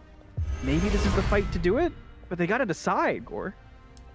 Yeah, this is the awkward moment, especially when fights have been going as back and forth as this. And last game we talked about objective secure, and there's a Cuckoo on one side, so realistically objective secure was going to go one way more than the other. There's not as much lockdown overall. I guess what is a Sunder under that timer there for Aztec, so you've got a little bit of maybe secure on one side more than the other, but maybe not so much that I'm feeling super confident in it. And with the way the fights have been going, objectives right now, unless you get like a 2-man, 3-man wipe and make the other team kind of reassess the entire situation, yeah, it's probably going to be a 50-50 on those objectives. And for Alec Club, you're just ahead enough right now that losing a Gold Fury would kind of reset a lot of that momentum and put you back at square one. So maybe trying to play it a little more safe, secure, wait, and make sure that the next step you take is the right step, right? You've got a lot of walls. You can lock people effectively out of an objective. That's probably the play to go with. So much damage from Legit onto Chase there in the 1v1. You've got Renown and Cosmic Vibes by the gold, but still nobody rushing to pull it. Too many up, too many healthy. So it's 7-5, 12 minutes, and a 2k gold lead. We're still at this stalemate of who's going to blink first. Who's going to probably blink in the mid lane as well. I think that's part of it. But yeah, I'm looking at Chase still on the Fenrir. I feel like we just need to see a bit more. 0-3, 2 levels behind the Athena. People have been so afraid of this Fenrir. You just gotta make it count. Maybe there's a look here in mid. Renown already low. The dog is out, looking for Yamoja, but they cannot find a thing. With Athena here, Father's Day got to retreat back. Honestly, I don't know if they're going to have as many ways back in. Maybe you could find something around the Hades, but it's all around the Vortex, and that's a huge team fight all that's just down now. Legit went in and is able to walk back out, despite all the answers from Father's Day. See, I told you we're going to keep fighting mid. It's a requirement. I mean, I feel like I'm transported 7 months ago, again, to Olympus Smite League. I feel like that's what I'm watching right now. It's the kind of fighting we're seeing where they're stuck in mid, but finally, objective pulled. It's by Father's Day. Alec Club have an answer there in Aztec already. Father's Day split off the objective to the fight, now back on to the objective, but they've forgotten their Ymir in the process, and Alec Club will force them off of the Gold Fury and pick it up for themselves. Might be up to chase. We got the Yamaneer. It re-engaged looming. And now Alec Club repeating what they just saw Father's Day do. They split the call between fight and objective. They look for Lanky. They got Chase there too. They might find both. They've certainly got the one in Lanky, but the Gold Fury was let go. Yeah, based on what I'm seeing, and this is going to double down, although legit getting picked changes a little bit of the landscape. But team fight-wise, engaged-wise, the Yamoja, Athena, Odin, and when you say those three names out loud, actually, it kind of makes sense. But I feel like their capabilities of creating the opportunities for Alec Club is just a little bit stronger. Admittedly, being able to do stuff like that with the Hades, I mean, what a great play coming out of the solo laner. You name those three gods in a way that's basically Beetlejuice for ranked grinders. But you're right on it though, and Alec Club, I feel like we talk so much about the analytics of Smite 2 and the deep dives that sometimes I think you can get away from the feel factor of it being an online format currently. But Alec Club is a team that I feel like has had a lot of resiliency. They've had, you know, Cosmic Vibes, the team captain, the Alec to Alec Club. They've had a lot of vibes pull them through bad situations. In game one, I feel like they took that and put the chip on their shoulder for game two and said, all right, well, we respect Father's Day. We got to make it work. And they have so far. But for Father's Day, I feel like they're still kind of running on the confidence for game number one. And it makes me feel like they're forgetting that they don't have a jungle who's fully in the game yet. And they aren't going to have as impactful of an ADC.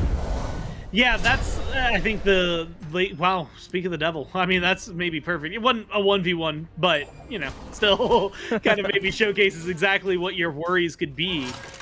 And that doubles down to a conversation we were having in game one where tower siege potential is going to be a lot easier overall for Alec Club because you've got a Jingwei, just like by nature of the scaling of her auto attacks. Like, you just do better in those structure battles? I don't know if it's a battle, I guess, like sieges. And so, realistically, I think a lot of this fight is going to depend on if Alec Club maybe overstep and overstay their welcome, or in cases like this, for legit, kind of get stranded on the other side in the wrong place, wrong time. Chase looking to go in on Mario Bro. Ragnarok out. Won't find anything. Mario Bro still in trouble, but legit with the dash taunt in. Can't find the Ymir, and the Chain Lightning picks up legit and gives Chase an opening into the back line. And Brutalize will find Renown, but then Chase gets brought down by Cosmic Vibes. A dash forward from Lanky and some autos to take out Mario Bro. And Father's Day, off the back of an excellent Chain Lightning, will kill 3 of AHC and pull the Gold Fury for themselves. Maybe this time unanswered. Should be. I mean, unless Yamoja has some really crazy moves. Not this game. Some meteor is going to come crashing from the sky. It's going to get it. It's going to give the Gold Fury to you. No, it is, I think, a little more controlling for Father's Day now. That is a great fight for them to be able to pick up. And admittedly, they knock down, I think, a few targets that are essential to lock down. And you get some of that pushed onto, again, players who I think need it. LRN, right, being 6-2, like, I was the first to admit, and we'll say it again, not a build I've seen very commonly. Not a build I maybe expect to see that often. Maybe I'm outdated. Maybe this is the new hotness. But you can't really argue against the stats, right? 6 and 2, doing a ton of damage. It seems to be getting the job done more than enough. Chase being able to get a kill though, and being able to start catching up. That's maybe the bigger line and thread to pull on. The issue I'm having right now, though, Malum, is really between both of these teams. I think Alec Hate Club at one point was like 3,000 gold ahead a few minutes ago, about 5 minutes ago. And they lost all of that, and it's kind of leaned towards Father's Day, but neither of these teams has really been able to maintain and control a lead. I'm just now glancing at the map and realizing that like nobody's even knocked down a tower just yet. Like we are in a position of this game where one team fight into, let's say, like a big fire giant where structures fall afterward. You're talking about 0 to 10,000 real fast in either side. It can swing so simply just based on the team fight. Legit looks for Hades. Won't find anything, but does force out the Pillar of Agony from the Hades. Yeah, this is a weird one because you keep looking. You gotta kind of look ahead, right? You have to predict that next move. You want to try to prepare where the chess pieces are going to be placed, but when neither team can really gain an actual edge or an actual positional advantage, as you've mentioned, with no towers down, no real gains in any lanes. We haven't seen, even in all these rotations to mid, nobody's kind of stepped away and gone for maybe a strong minion control to really force a tower. There's been nothing like that coming through. Feels like something's got to give at some point. A look on Aztec in solo. Maybe this will be the something. Legit is the answer on the way from Defender of Olympus. There's the bite down onto the Odin, and the first tick is gone. It's the Hades, but the Chain Lightning once again affects Alec Hate Club enough to force them back. LRN just, it's too hard. I mean, again, the fact that this Zeus, despite the fact that, again, it's kind of caught me off guard up front, and what maybe even more of what I expected. The damage you can't argue with, the kills you can't argue with, and that is what is creating so much. And the walls for Alec Hate Club sometimes maybe even working against them. Yes, you can get through them, but the fact that you are trying to maybe make a Yamoja ult, or in some cases, not this one, but some cases make Aztec's ult work, and you're so desperate to get there. LRN being able to shut plays like that down by dropping a pretty massive ult on 2-3 people. Then you've got follow-ups and stun. Chain Lightning, I had already mentioned, does a lot of damage. Like this Zeus, I was a little curious because I was like, you know, I don't have a lot of experience playing against him since he had the buffs. Like, is he really as strong? I kind of assumed I was just not doing too well, admittedly, in my personal time. Maybe he is, in fact, just that strong. I mean, for Father's Day, he is the savings grace. I mean, if Chase had fallen as far behind early game with pretty much any other mid laner, I think right now this would be such a sure thing for Alec Hate Club. It does feel like Father's Day, specifically because of the Zeus, are finding some fights and damage that have brought them back into this. And now it's much more team-wide. It's not just the Zeus who's winning these fights, but for a few minutes there, it was LRN as the saving grace that kept them alive. LRN's been so impressive so far this game on the Zeus. And it's so funny. Spectator perspective does a lot to kind of warp your perspective of the game, and Zeus is a character who, when he's hitting hard, it almost is like, man, that damage is so easy, that things get on. Chain Lightning is never 100% without a fault, but so far, LRN's been on it. A pick on the Aztec and a Gold Fury. That will go down, and Alec Hate Club go to step away now, but they got the Chain Lightning on him once again, dealing with a lot to take through. Will that Gold Fury be worth it if they can't get away? Looks like they should be good. Just the one pick on the Aztec. I mean, a small pick, still able to create, I think, a big opportunity for him. It's more, this is where I'm going to see the struggle. I mean, watch how we're 21 minutes into the game, and yeah, the Yamoja walls are going to block a lot of the damage as well, so that's going to facilitate it, but like, the fact that you're able to defend around a tier 1 and it's strictly because one team just can't siege as heavily is kind of crazy to me, and a lot of it's like that's the struggle that Father's Day draft has. Very similar to last game. If you win the team fight, you can win the objectives because there's no one left to defend, but if there is anyone standing there to defend, your job gets a lot harder, and I think that's what Father's Day are going to have to overcome. The problem is this time they aren't winning as heavily and as one-sidedly. It is much more balanced. Every pick you get is met with a lot of damage or a taunt or something, so you have to be a little more careful with that. Oh, a freeze and engage and a 4-man Pillar of Agony, and LRN answers that call. A double kill for the Hades, and Alec Club got absolutely caught and absolutely chomped and brought on down. A deicide in the blink of an eye for Father's Day, backed up by a double-double. I mean, that is clean. It is just exactly what you needed. It's a good engage from the Hades, a good follow-up coming out from the Zeus, which, I mean, at this point, it's kind of expected. But you also get Lanky in there, and that's something that we haven't gotten to say too often. I feel like the Ama, especially at last game, I mean, 9-2, when it was in the solo lane, looked really solid. Didn't have too much to say. Chase as well, early this game, was 3 levels down. Both of them being able to get involved and be helpful and kind of facilitate, provide for both the Hades and for the Zeus to do exactly what they just did, kind of create a deicide out of nowhere.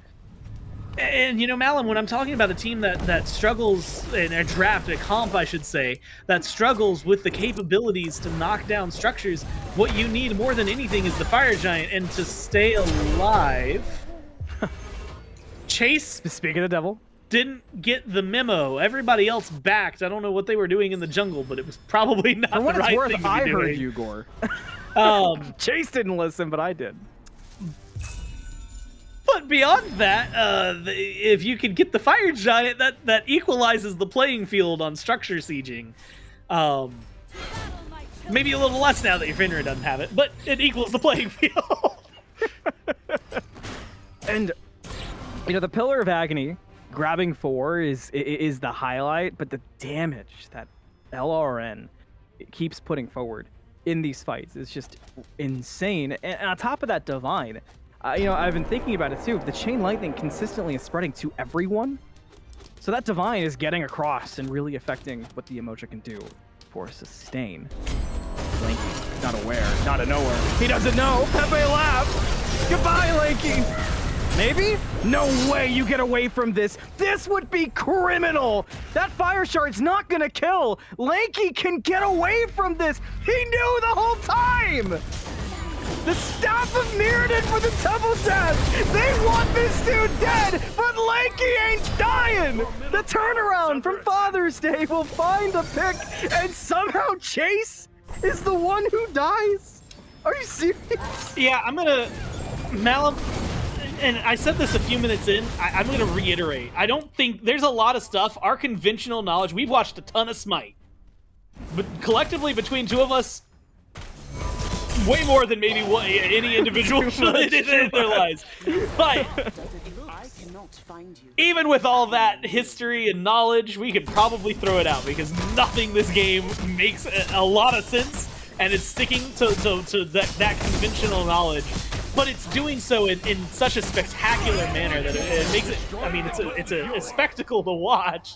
And it's around these crazy ults, these, oh man, that guy survives, but somehow this guy dies. You go jungle for jungle, which admittedly at this point, 2-7, 1-6, like it kind of feels like no matter what, you're getting an even trade there. It is such an interesting balancing point that this game has found. But it is still Father's Day in the lead, and Father's Day who have been able to take down the structures, Father's Day who are sieging a little bit better, and Father's Day who, with the one game in hand already, you have to be feeling pretty confident in your ability to just march forward and try to get something done. I'm still getting over the Staff of Mirrodin double dash not finding the kill onto Lanky. I'll never get over that Amaterasu live, but we have to move on. The game continues. Tier 2 being pushed in duo in the mid lane to defense around Chase, who's almost dead and almost picked up there, but Staff of Mirrodin wasn't online that time. Probably saves a lot. A blink in from the Hades, the damage on, but unable to get the ult to find the new wall because of the timing from the Emoja. Now we've got a fight in duo that looks pretty good for Alec Club. Aztec will find the first pick already onto the Hades, who is no more. The rest of Father's Day regroup and decide if they want to push further. The answer is an astounding no, a resounding no to back away. And Alec Club, they'll take the pick They lose tier 2, but that could have gone a lot worse. Yeah, realistically, and again, this is if this goes 3 from this this moment right now, if this game goes 3, it is gonna. I feel like it has to be around Alec Hate Club defending around a Phoenix. Without a Fire Giant, and specifically without a physical damage carry, and realistically, I mean, like Zeus as a carry has gone heavily into the intelligence, has gone heavily for their abilities, which is exactly what you should be doing. You're a mid laner, that's the goal. But you don't really have that auto attacker to take down a Phoenix, right? And so I feel like if we see something crazy, the team fights have been Father's Day left and right. The sieges, especially after Phoenix, unless you get a few kills, are going to go Alec. A lot of damage onto Lanky already. Chase trying to split that difference into the back line. Will they find it in time? In time is the key here. LRN's already got to stick around, but Aztec still diving deep. The fire shards cannot miss, so LRN will bite the dirt. But still more picks to be found so far. Just a 2 for 2, but now everyone is splitting around in Father's Day. Taking their time. Chase seems to be unaware, but not stunned out. We are now playing a real dangerous game, looking for safety in the Ymir, safety in the Hades, but you're any more than that. There's a Pillar of Agony. Chase is alive! Chase got away from that! Aztec is now the one in trouble, but the stun pulls up massive, and Father's Day have to retreat. No one's gonna gain anything off of this. Everyone took too much damage.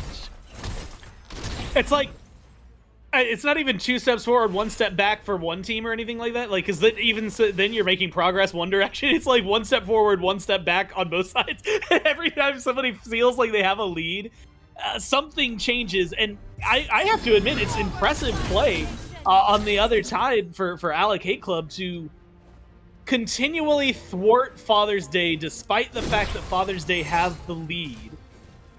And all it takes, and this is a big deal, if Alec Hate Club can get 2 to 3 kills, can get a Fire Giant off of a fight like that, they could feasibly, and it might be a little more difficult, it might take 2 Fire Giants, but there's a non-zero chance they could run down the Titan in one fell swoop, right? Yeah. You get a 40-second death timer, we're 30 minutes in, on 3 people, plus a Fire Giant, and you've got a Jingwei plus 3 people who could theoretically tank the towers, Phoenix, and Titan for you. Like, you get into a good position. That's ignoring Renown's damage on the Titan as well. So I think Alec Hate Club are in a good position to still fight back. It's the fight back part, right? It's the getting the 3 kills. That's the big mountain to crest, the big hill for them to try and tackle.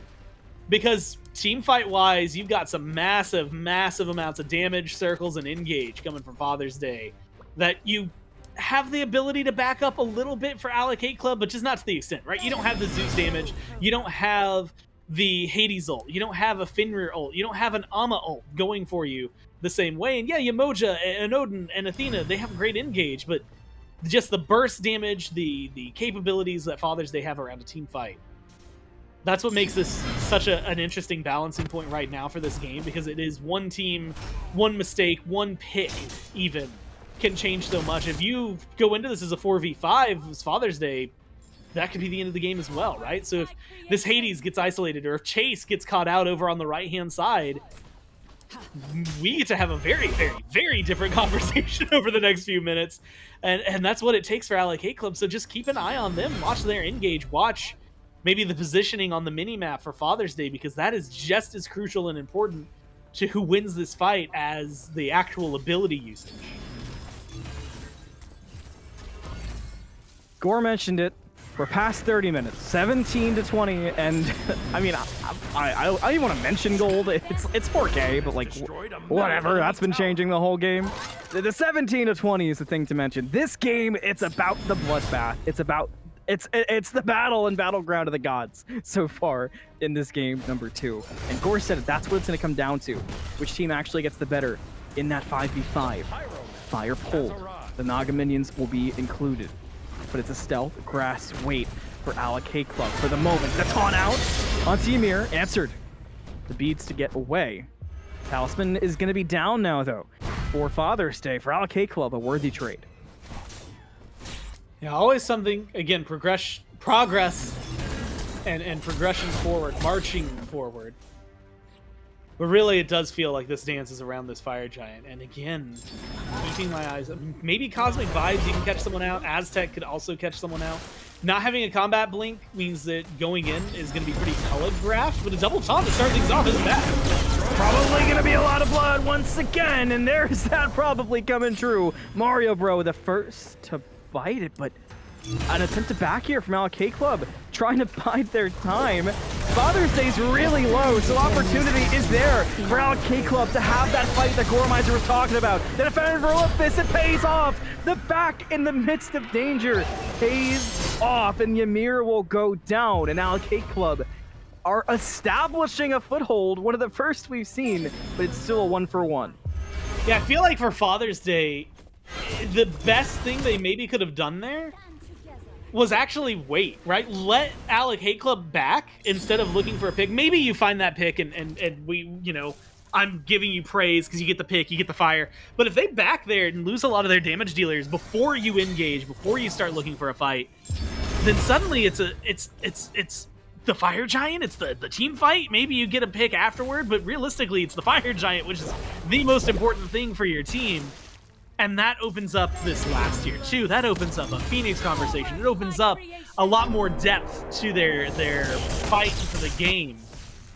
If this becomes a war of attrition, I mean, realistically, like, gold has been pretty stagnant for 10+ minutes now.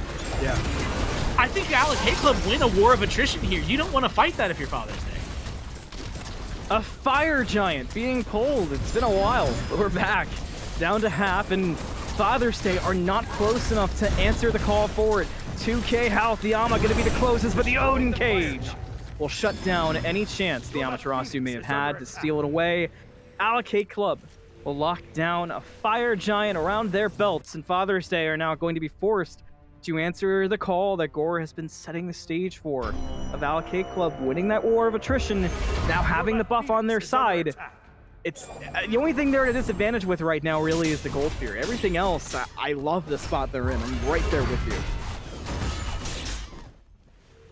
I mean, it is. I mean, Jingwei, look at the build. Like, you're doing more than fine. If you're looking at the other side, I don't necessarily want to say like Lanky's not doing anything, but again, the Ama, it feels like in team fights, again, pops off. Everything in Father's Day looks great in a team fight.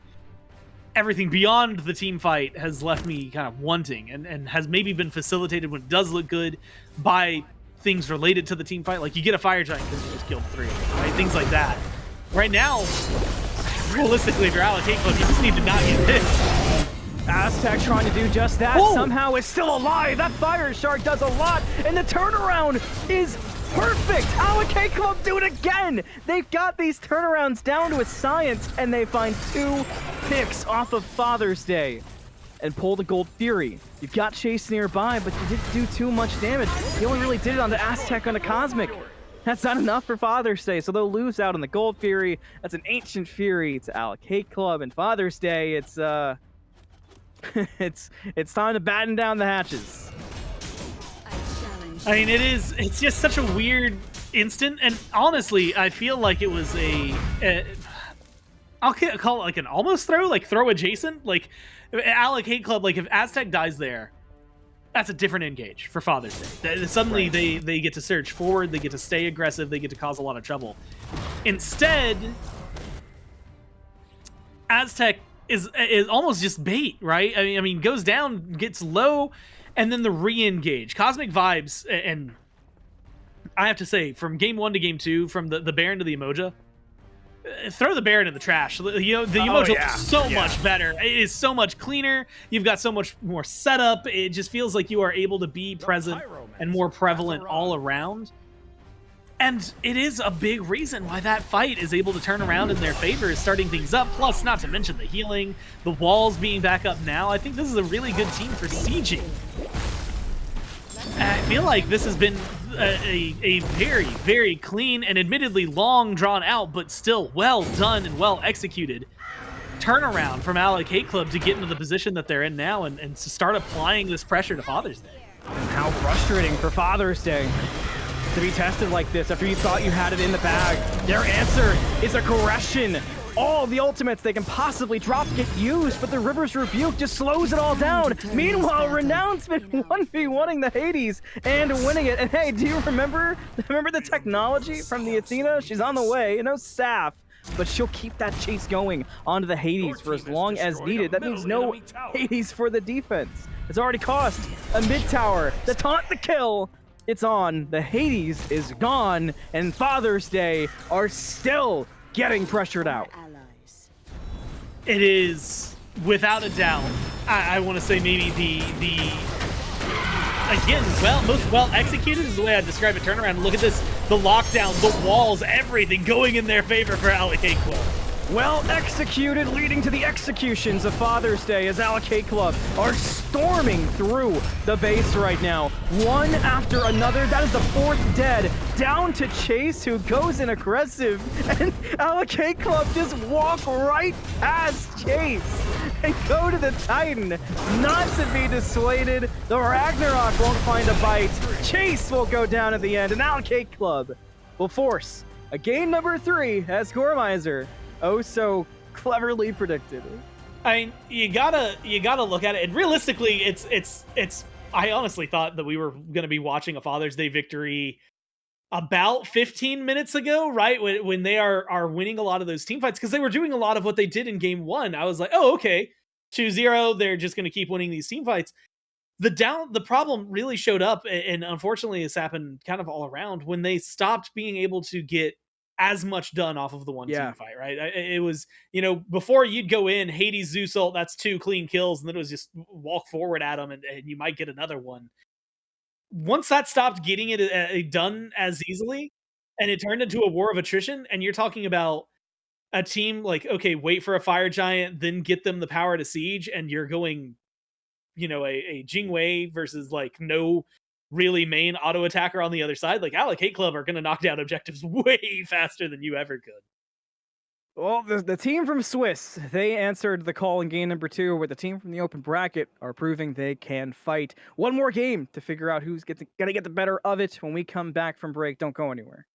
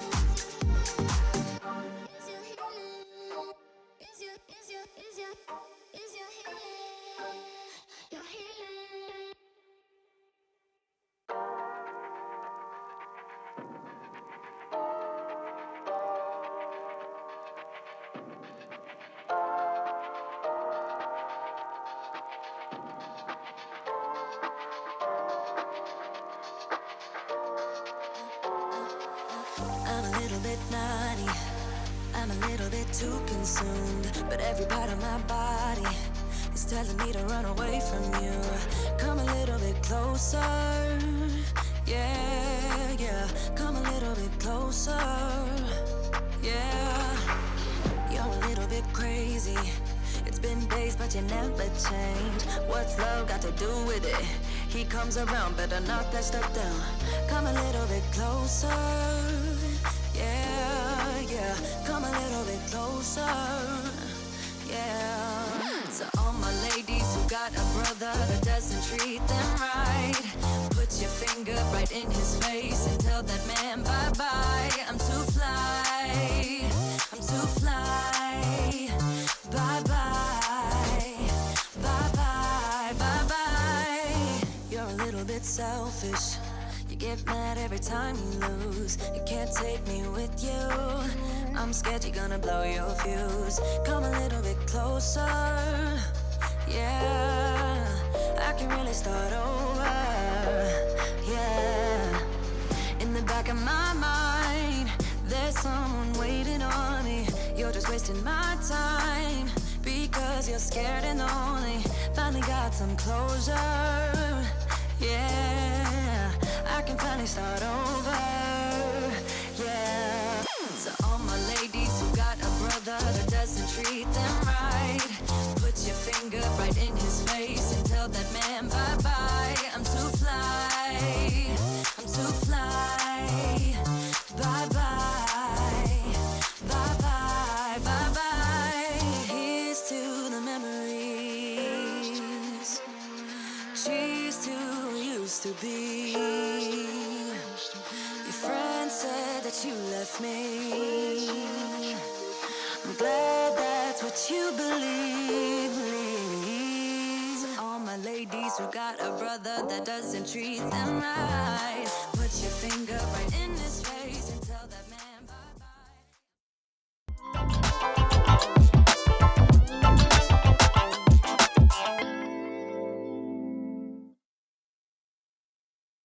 Hello, everybody. Welcome on back into the SMITE 2 Founders Series. Game number 3 between Alec Club and Father's Day is upon us. The fight back from the Swiss bottom 8 representative into the top 8 from Open Bracket who came into play. It's still Malum and Goremizer with you for the Game 3, and I everything about this set has been surprising. I know we've said a lot of weird so far through Founder Series, learning new metas, seeing new things, a lot of, oh, this has been an awkward team fight or a weird team fight. That was just a crazy game number 2.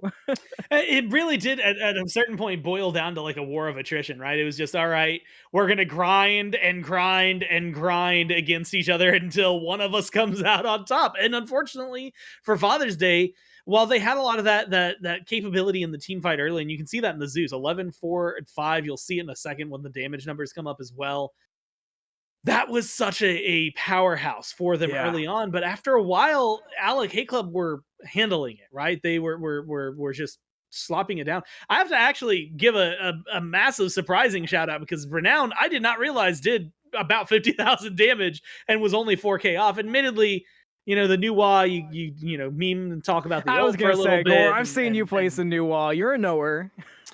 You definitely get, I mean, how long? I mean, this game was like almost 40 minutes. You probably got about 10,000 damage for free, realistically, if not a little more. But it is, I think, impressive nonetheless, because there were actually even moments like at the very end where Chase died at the Titan. It was mostly a like secondary thought, not really like they didn't go into it like, oh, we're gonna kill Chase as well. I mean, you saw like Chase jumped into the Titan and Renown just happened to blow Chase up as well because they were damaging the Titan. And that's a lot of what the game kind of shifted to is team fights. I think the Emoja realistically in the Odin, the two walls that early on weren't as powerful because the Hades was disrupting a lot of it. Once they finally grouped up, it got the job done. And, you know, we were kind of scratching our heads like, oh, you let that through and you pick that over the Fenrir. What's going on?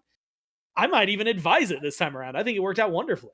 I'm sort of with you. Let's see what happens. P's and B's are ready to go in game number 3, and who's going to take that Fenrir? Will we see another Baron ban? The Goobus ban had us both scratching our noggins. So what's it going to be? Father's Day on the Order side. That gives them first pick. And Alec Club to the Chaos side this time by.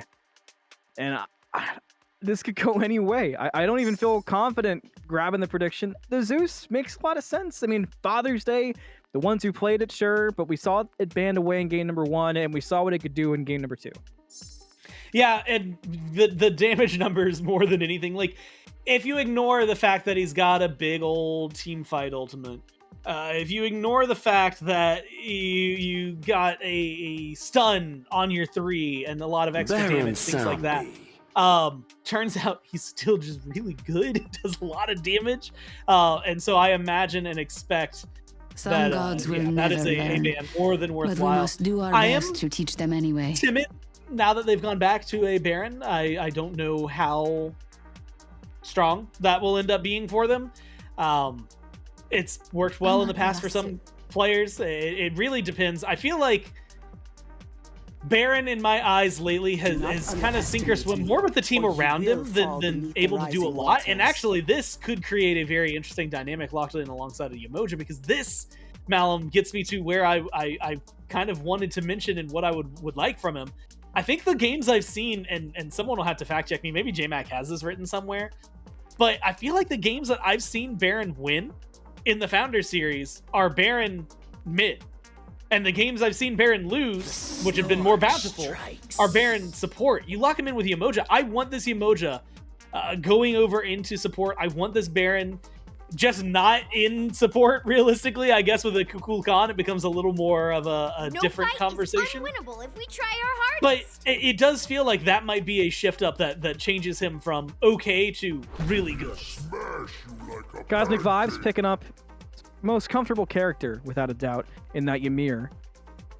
So that's for sure going to go support. That goes to Amaterasu solo, legit running back the Athena. I do like taking the Yemoja away from Cosmic Vibes, who, again, Alec for the Alec Club. Keeping that comfort away, keeping control of it. The On Her making an appearance alongside everything else. I mean, we got the throw off of the Cuckoo getting picked up. That does answer the Baron mid. I guess that puts Baron solo. I don't know if I feel the same way about it. I feel like we have seen it once or twice. I want to say we saw a pretty good performance from Haddix on the Baron solo, but still, it didn't exactly sell that it was top of the meta. Yeah, I'm really interested to see, because like you said, when certain things, especially because you had already talked about it, but things change so much in an alpha left and right that who really knows what's going to be top of the top. I do like the team comp from Father's Day. We'll just have to see if they can make it execute it the way that it needs to be. Well, I know one thing is for sure, it's that game number 3 is ready, so we get to head on to the battleground and watch it all play out together with you and I, and of course the viewers. Gore, I am really pumped for this one. I feel like we've seen the best of Alec Club. We've seen some great play from Father's Day. We've kind of seen the worst of both teams. That we've seen them both get ready to run it down. Now it's just time to see how it can play out in game number 3. Relics wise, let's do our checkup. Let's check out purification. Let's check out what and whatnot. 1 shell, 4 beads for Alec Club, who was actually that Order side, with Aztec running the Baron in solo. Chase actually have the Athena on the Chaos side for Father's Day. With that out of the way, 2 combat blinks is back. There's a lot to, I don't know, knowing that we've got it back the correct way now, there's a lot to look at. And Renown on the Cuckoo, the new one taken away. This has thrown me for a loop. So the thing that has me, I want to say limited, I guess, more than anything, and questioning, and I think might be the linchpin of this set, Aztec's performance on Baron. Yes. I think could be pretty pivotal, because like looking at every other pick, obviously the junglers are going to be pretty impactful. Legit has more capability for kills. Chase has more capability for setup. But everything in this game, I actually really like. I think Lanky wins the ADC trade in general over and on her. But Mario Bro has kind of been winning that lane, and with a Yemoja, you win the pressure over on the left side. So I expect early game duo to go the way of Alec Club. Renown is on a god that can sit under tower and farm. Renown is on a god that can absolutely decimate a mid laner. So realistically, I think mid's kind of going to be based on the junglers that I just mentioned. It's the question mark that is the Baron in solo and what exactly Aztec is going to look like on this, because we know Father of Four went with like 9-2 on this in game 1 up against Aztec. So realistically, we know this could be pretty one-sided, and that led to a pretty astounding and one-sided victory for Father's Day in game 1. You can't let something like that happen, and so I think there's a little bit of pressure on Legit to make sure that pressure on all of the lanes stays in favor of Alec Club, but maybe a little more specifically over in the right to slow down that Amaterasu and make sure Father's Day don't get the same kind of lead they have. Taunt back on to Legit, but the low-key damage is a lot for Chase to handle.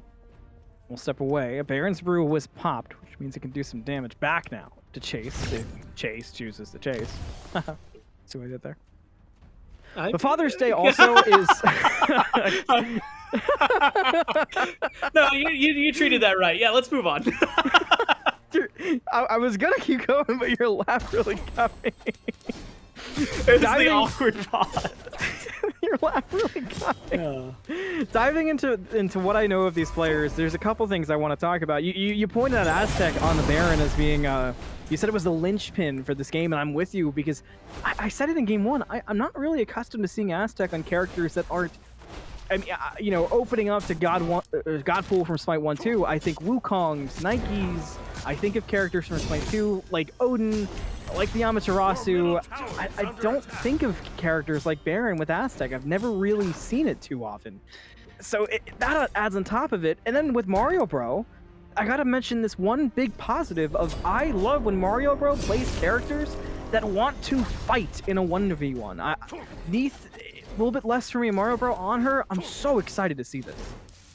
Yeah, I think this is it's just a fun matchup all around. I also think that Baron brings something to the team that it always is going to feel good, right? It's easy to overlook when he's falling behind, but when he's even or ahead, I mean, the Vortex, very unique, a very good feeling setup for your team. But healing damage, like, this is stuff that Aztec should be able to do that you don't really get to see out of a Baron in support. And it won't be as strong as it could be, like if he was playing in mid and only focused on dealing damage. But it also gives you the Baron's Brew, right? It enables a little bit more maybe sustain across the board and things like that, as well as the fun damage that comes from the pot. Things like that it could open up some doors for Alec Club. Should open up some doors for Alec Club. But like you said, it depends on execution.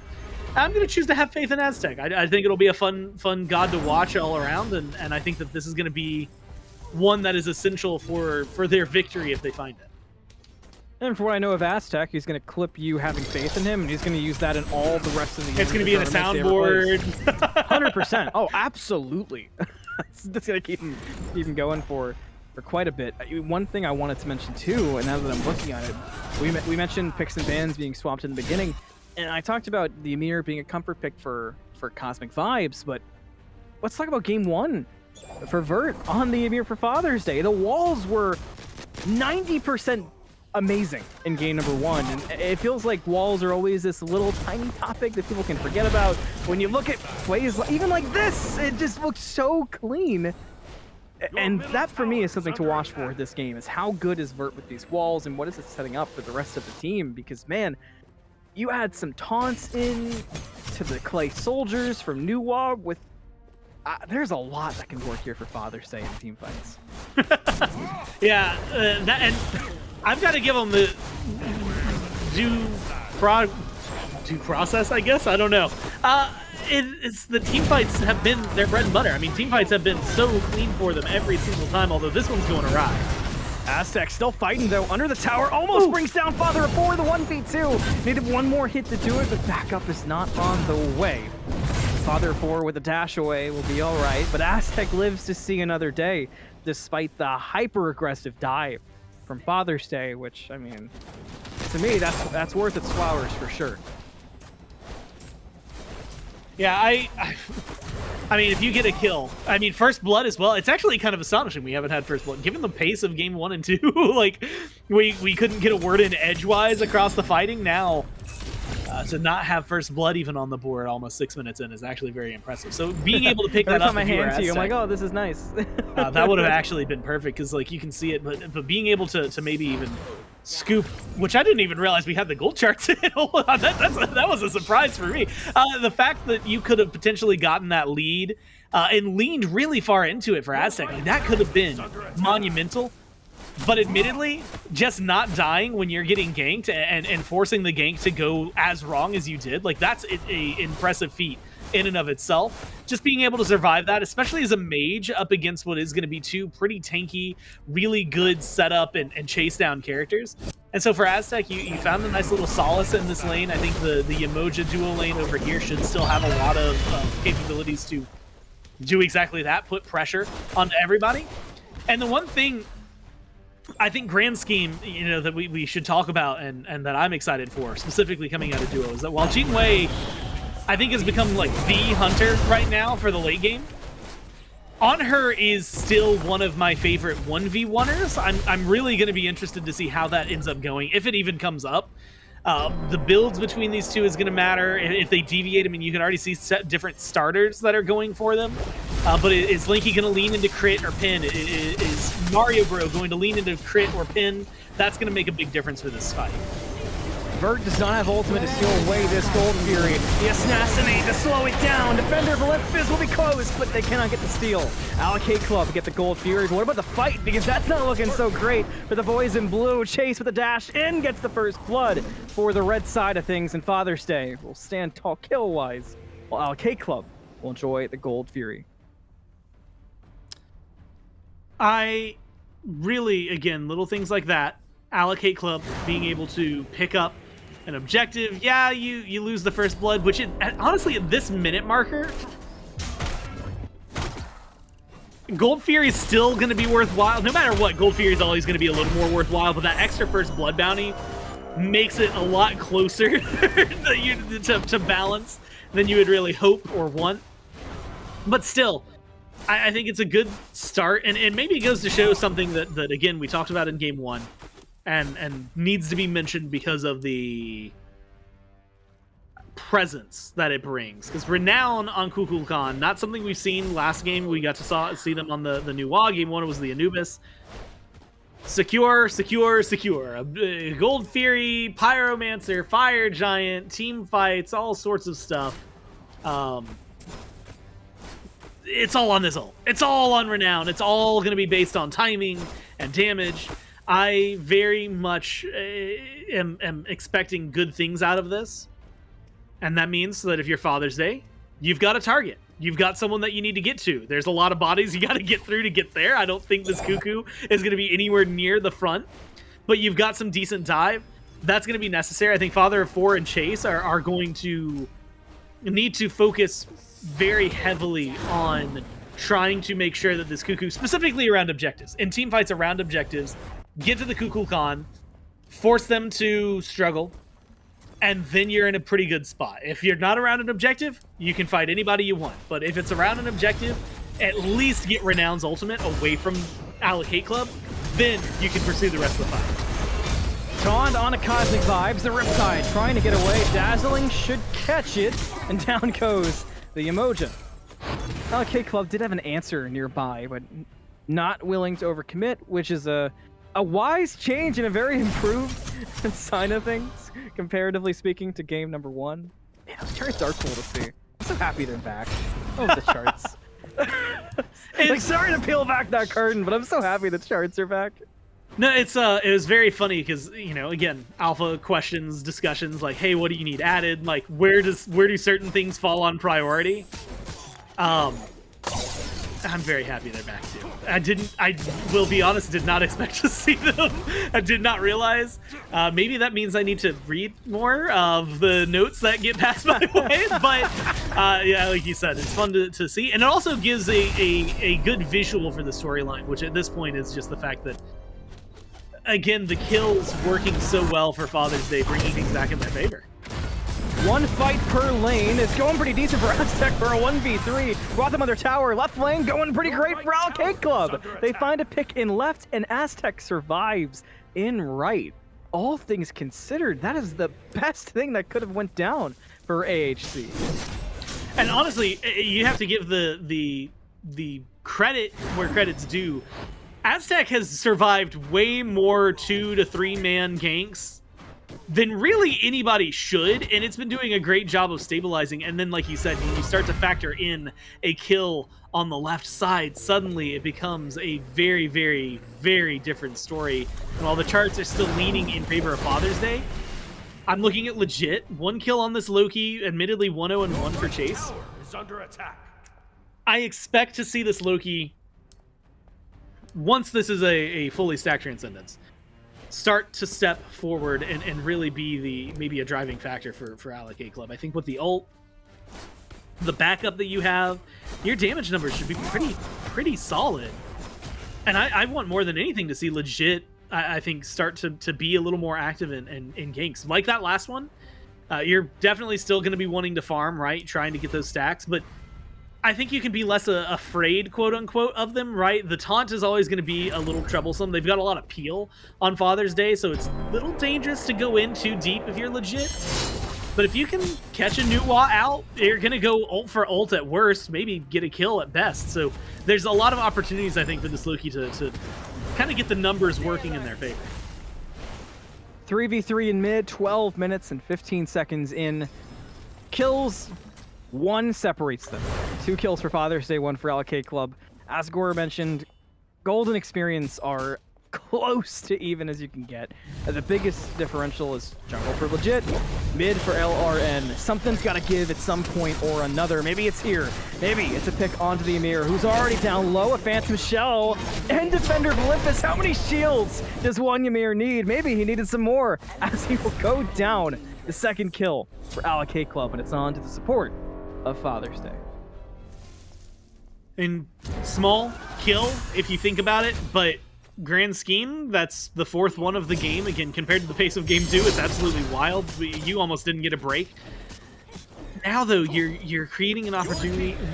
Vert might not be the biggest thing, but they get to it before I can. The openings that killing someone like Vert gives to your team is massive. And that opening, in this case, is a Gold Fury, right? Being able to step in. And we've talked about this a lot, and I feel like in this set, it maybe is the most important, because in games 1 and 2, it was a lot of fighting. And in game 1, that fighting went towards Father's Day. In game 2, it was a lot of back and forth, but the important thing was who can get the objectives afterward, who's alive enough. In game 1, Father's Day didn't have, well, they had the secure, but they didn't have the burn, they didn't have the same fight. It was all, if we get enough kills, I should say fight against objectives. If they get the kills in the gods, then they can convert that into an objective. That's where they get there. In game 2, it kind of just ended up being whoever was still alive afterward is the one who could step forward and really get the ball rolling. This time around, though, I feel like with the secure on one side, you've got a lot for Alec Club, I think, going in their favor. And little picks like that are going to be different. It's not big 2 for 3s. It's 1 kill, and suddenly you're able to talk about a lot more. One early on for Renown in this fight.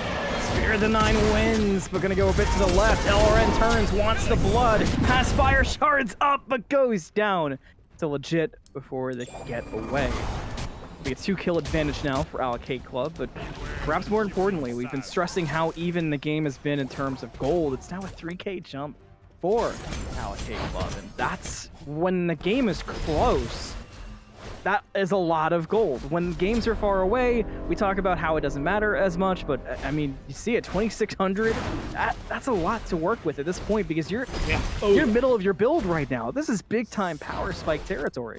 Yeah, you're talking about that specifically hitting a tier 3 power spike. Just getting that passive online, suddenly having something that allows you to kind of knock down Father's Day a little easier than they're going to have knocking back against you. It's a big deal, and more than anything, I'm looking into the jungle because Athena, and I've mentioned this, I'm going to probably sound like a broken record to a certain extent, but setup, right? Your damage is nice. You're going to be able to be there. You get kills. Chase has shown that. But the thing that I care about most in your kid is your taunt and your dash and your ult. It is the ability to close space or show up somewhere and then press 2 and pull them in. The shield wall, while it's nice, block stacks, giving you reach, things like that, all of that stuff feels great. I don't care about your kill count. It is almost exclusively going to be something I'm watching because you are a setup god. Loki, however, 3-0-1, and now with an item over the Athena, that's where those power spikes. I mean, I'm looking at legit as a powerhouse right now to start a fight and maybe end a fight because of it. That Spear of the Nine Winds did not hit the Pyromancer. That is a big-time blunder from Alec Club. Now they just got to escape from Father's Day. You can't make... You gotta hit that. I mean... I feel like we've been singing Renown's praises for a lot of this set. An ult like that is tough. No bomb picked up.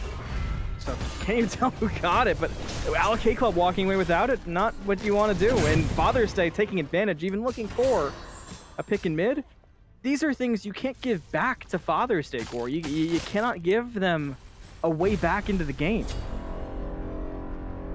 Yeah, you have to be careful to not step out of position. The biggest thing that again, I'm going to keep going back to the Athena. I guess it's just because they're in the jungle.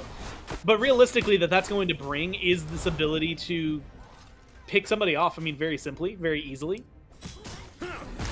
You also, I think, need to be careful, and much like you said, it's not just going to be around these fights, which I think Father's Day could close off and end. But I'm watching Renown a lot closer now.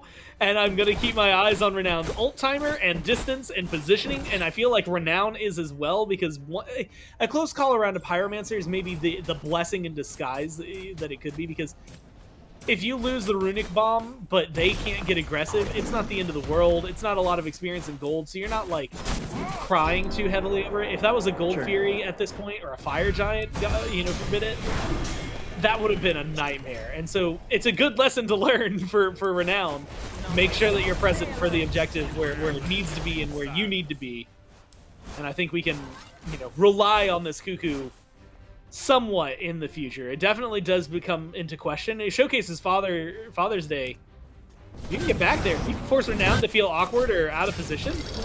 That might be the difference between you falling behind, losing an objective, and fighting back into this game and causing Alec Club to fall back, maybe even fall apart. We've seen a lot of dances around objectives so far. The Pyromancer did go to Alec Club. You can see the bomb and pocket of Cosmic Vibes. But this Gold Fury will be the third one. Spear of the Nine Winds out. Not going to find a target onto the Gold Fury. Did get a hit on one of the gods of Father's Day. A pull-in from life of the party, but no damage on so far. Father's Day not going down. Matter of fact, they're looking to take out Alec Club. They found a pick already onto Aztec and force away the blue side. Cosmic Vibes almost fell as well. Looks like Legit wants to go back in and go for the chase. Renown will take to the side, and Cosmic Vibes and Mario Bro follow in suit. Not done quite yet. The Queen Naga might get in the way here and make it tougher for Alec Club to make a clean play on the Father's Day, who's on the gold.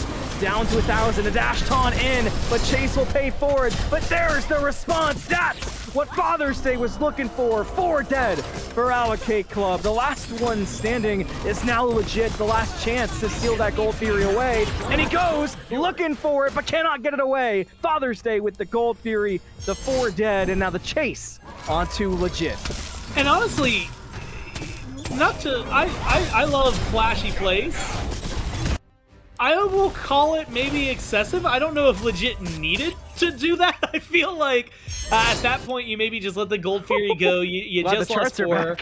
Yeah, I mean, a picture tells 1,000 words, right? There's so much I could say about it, but Father's Day, team fight, chase for all 5 plus a Fury.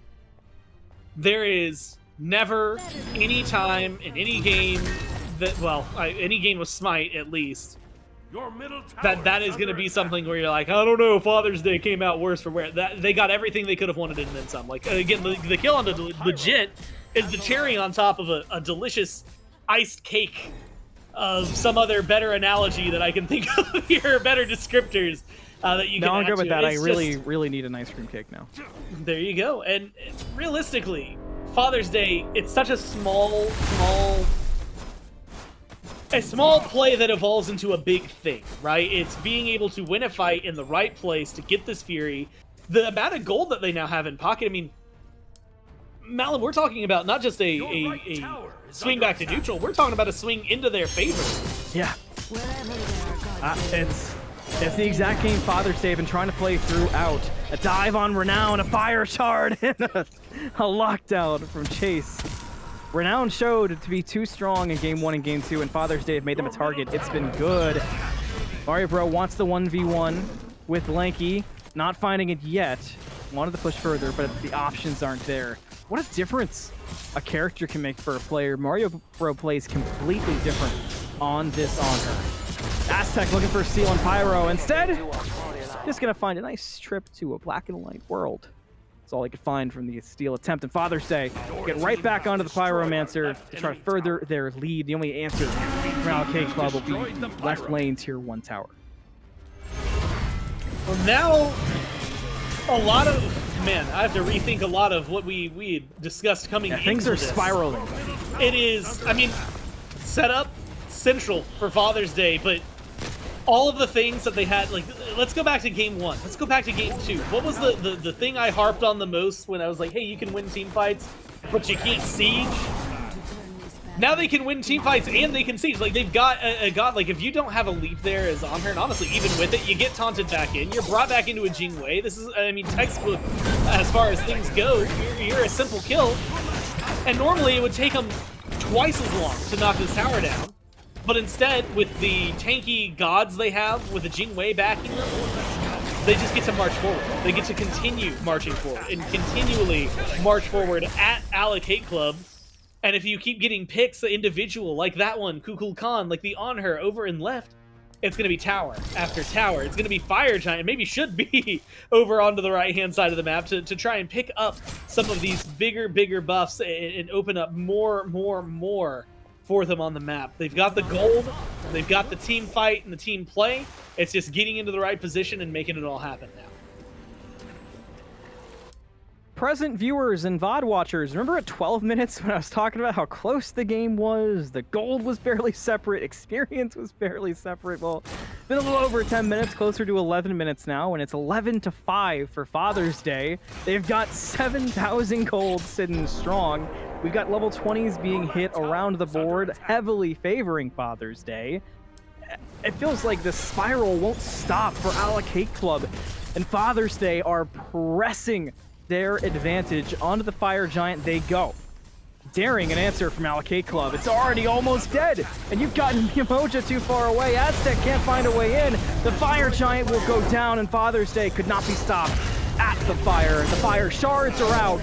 Dazzling Offensive goes forward, and Father's Day looking to follow suit. I mean, chase down, good walls, but a better the Amir wall to block things off, and this fight just keeps going.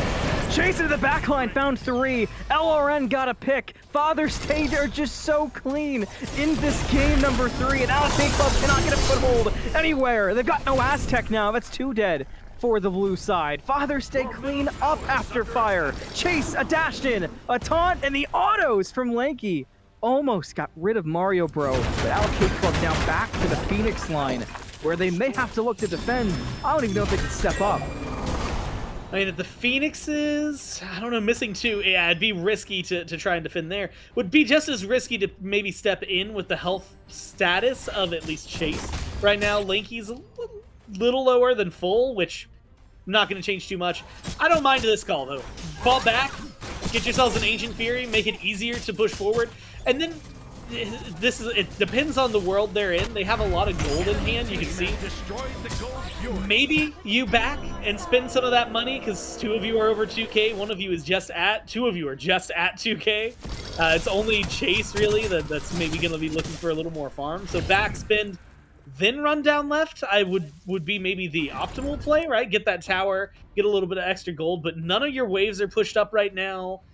It was a good job by Alec Club to really kill some time, both to get Renown and Mario Bro back on the board, but also just farming up the waves and making sure that it's a little more difficult for Father's Day to get as aggressive, pushing things back. You're still going to need to be more careful. I think on left, that's where the defense should be. We'll have to see if they maybe commit to that. I saw Loki just now pushing up very heavily on right. There's a lot of focus in mid. You need to bolster defenses over here on left because that's where the tower and that's where the pressure is going to be. This is the Alec club that fought so hard in Swiss that was almost able, despite circumstances, to take a game off of Borscht, who's become a favorite to go to Vegas. This is that same Alec club, but Father's Day is just stepping up at every point they have to and answering. Game 1, it felt like Alec club had no prep. Game 3, it's looking like Father's Day are just a bit too strong and a bit too focused. And I don't know what else Alec club can do, Gore. Back to Phoenixes now. Everything's still strong for Father's Day. You talked about the gold advantage. Items are finishing. What is there to do? And realistically, you have the ults, I think, to really turn things around in your favor if you're Alec club. But like you said, it is under the Phoenix. It is having to find a really good ult from Aztec that stuns somebody perfectly and locks him down. Well, there's the ult from Aztec, and it was perfect, and it shut down Lanky. But you've got to keep Renown alive as the Amaterasu has been diving into the backline this whole entire time. Chase looking to get away as well to keep it safe. The taunt back. Chase will be abandoned by the rest of Father's Day. The Ama did manage to escape. So 2 picks for Alec club and another strong defense. Remember, that was one of their stronger points at times throughout this entire set was Alec club know how to defend. And I mentioned the game with Borscht. You go back to their defense against Borscht. That is one thing this team can do. They don't really know when to quit. Yeah, and I feel like, I mean, admittedly playing well, right? You get a good defense. Now you can get aggressive. Now you can maybe knock down some of these towers. In fact, I forgot about it. And maybe surprising because it's been so long, but you have a runic bomb as well. So maybe there's some room for Alec club to try and play aggressive, but not too aggressive, if that makes any sense. Like, the tier 1 on right that's already half health, like, that's a perfect target. Maybe you can get a pick, but you gotta win the fight. If you lose even one person here, it might be curtains. Ymir in a lot of trouble early on to the fight. Aztec is already ulted. The Athena ult out. Everyone stepping forward on Father's Day. There's that pick you could not afford to lose. And there's another you certainly could not manage to lose. Father's Day are ready to clean this up. They got 2 picks already. The mid and the jungle both gone for AHC. The Cersei's Hexstone out from Ymir. Looking to run it down. Aztec taunted dead. That's 3. 2 left for Alec club. Father's Day looking for an upset. They've got the 4th. From the open bracket to a near deicide, and looking at the throne room for Father's Day. It's not locked in yet. Mario Bro ready for the defense, has ult, has Baron's Brew and beads. Ult a bit early, not gonna find a lot. Might have to beads here as the Ama dives in deep. The Titan the focus, 1 pick already as the Titan got a kill. Mario Bro still fighting, the jump in looking for another. Mario Bro's got all the hands in the world but doesn't have enough health. And Father's Day will take it in game number 3. I have to give, first off, a big shout out to Father's Day because of a surprise factor, right? I mean, coming into this, some of them, like we had mentioned, you know, yeah, you see in ranked games, or I'll see like if I'm watching a stream, they'll show up on the other team, things like that. Yeah. But didn't know as much about them as a squad, and yet here we weren't familiar with their game. Yeah, stepping up to Alec club, and in all 3 games, I think they drafted a strong team fight. I think in 2 of them, and mostly in game 1, it relied heavily on momentum. In game 2, it relied pretty much on Zeus, right? And unfortunately for Chase, they fell behind pretty heavily on the Fenrir early on, which kind of prohibited, I think, a lot of play that they would have had otherwise. But here, and in this game, I want to say, despite the fact that Alec club did outplay them quite a few times, and I think had better control over a lot of individual objectives and certain team fights in moments of this game. Engage, when you have Athena, Ama, Ymir, feels just too good. You've got a reveal and damage coming out from the new WA, which, by the way, the 36,000 damage again, even if you shave 10k off of that, it just, you do so much. I think coming out of mid, LRN looked really good. And I have to say this more than anything, Malum, lanky on an actual ranged carry. Like, it turns out, I love it. It looks really good. Maybe we should do it more. Like we went through Bologna, Amaterasu, Rushing Pharaoh's Curse, playing almost reminded me a bit of how Tegvir was handling Zapman, to a Jingwei that was just so on it. It really threw me for a loop. That whole set gave me a lot to remember. But at the end of the day, Father's Day, just they prevail. Now, that would usually mean, in terms of how the brackets break down, that Alec Club would go on to play in the losers match against whoever would have lost between We Got Baking Soda and Yummers. Shout out Trelly, who doesn't want to say that name. But We Got Baking Soda, unfortunately, is unable to field a roster today, which means that it is an FF. So Alec Club, despite taking the loss of Father's Day, they do get some more life to live, Gore. Yeah, get to continue, I guess, marching themselves forward. And the big thing is that I guess gives us an elim, right? Technically for all of this, but also shows us a little bit about what like next week is going to look like for these two groups and what we'll see out of them. It does. That's kind of the big call out there, because for Father's Day now, having to go up against Yummers, which is a roster that a lot of people have talked about as one to look at. I mean, I referenced Trelly because Trelly had mentioned it's a roster that we really need to keep our eyes on, which is a name we didn't want to say. So Father's Day, they proved they can handle a team from Swiss, but you have to now prove that you can handle another team from Open Bracket, one that has proved clearly that they can hang on. I mean, it's a 5 seed versus the 4th seed from the top 8 from Open Bracket, so really good matchup there. Unfortunate for We Got Baking Soda for sure, but Alec Club, for the fan club out there, for the hate club, again, weird connection. I don't think this is the end of the road. I think there is more fight to be had, because I swear, every time we see them, they look better and better. Mm-hmm. And that's, I think, the biggest thing looking at those. And you saw like each of these groups, excluding, I guess, tomorrow's groups because they haven't played, but the 3 matches on the right, the 2 that are labeled, hey, this is a promo match, you go to playoffs, that's really big. The one at the bottom is just as big because it's an elim match, right? Like if you lose that, so Alec Club in their next matchup, if you lose that, things get a little more dangerous, right? Well, not more dangerous. You're just out. You're gone. It's done for you. So you're in a dangerous position. And when you win, you're still in that dangerous position. It's win, go to playoffs, lose, get eliminated from that point. So for all of these groups, remember, lose, I guess, 2 and you're out. Win 2, you're in, and that's going to be the primary goal for them marching forward. And like you said, I don't think it's over for Alec Club. I don't think it's over. Indeed, it is over for us today. But before we go, remember, tomorrow, daylight savings. So if you're looking to view at our normal viewing time of 11 a.m. Eastern, make sure clock's back an hour so you can get here on time. Make sure you got that figured out, because we will be here tomorrow at 11 a.m. with more games in day number 2 of the LCQ.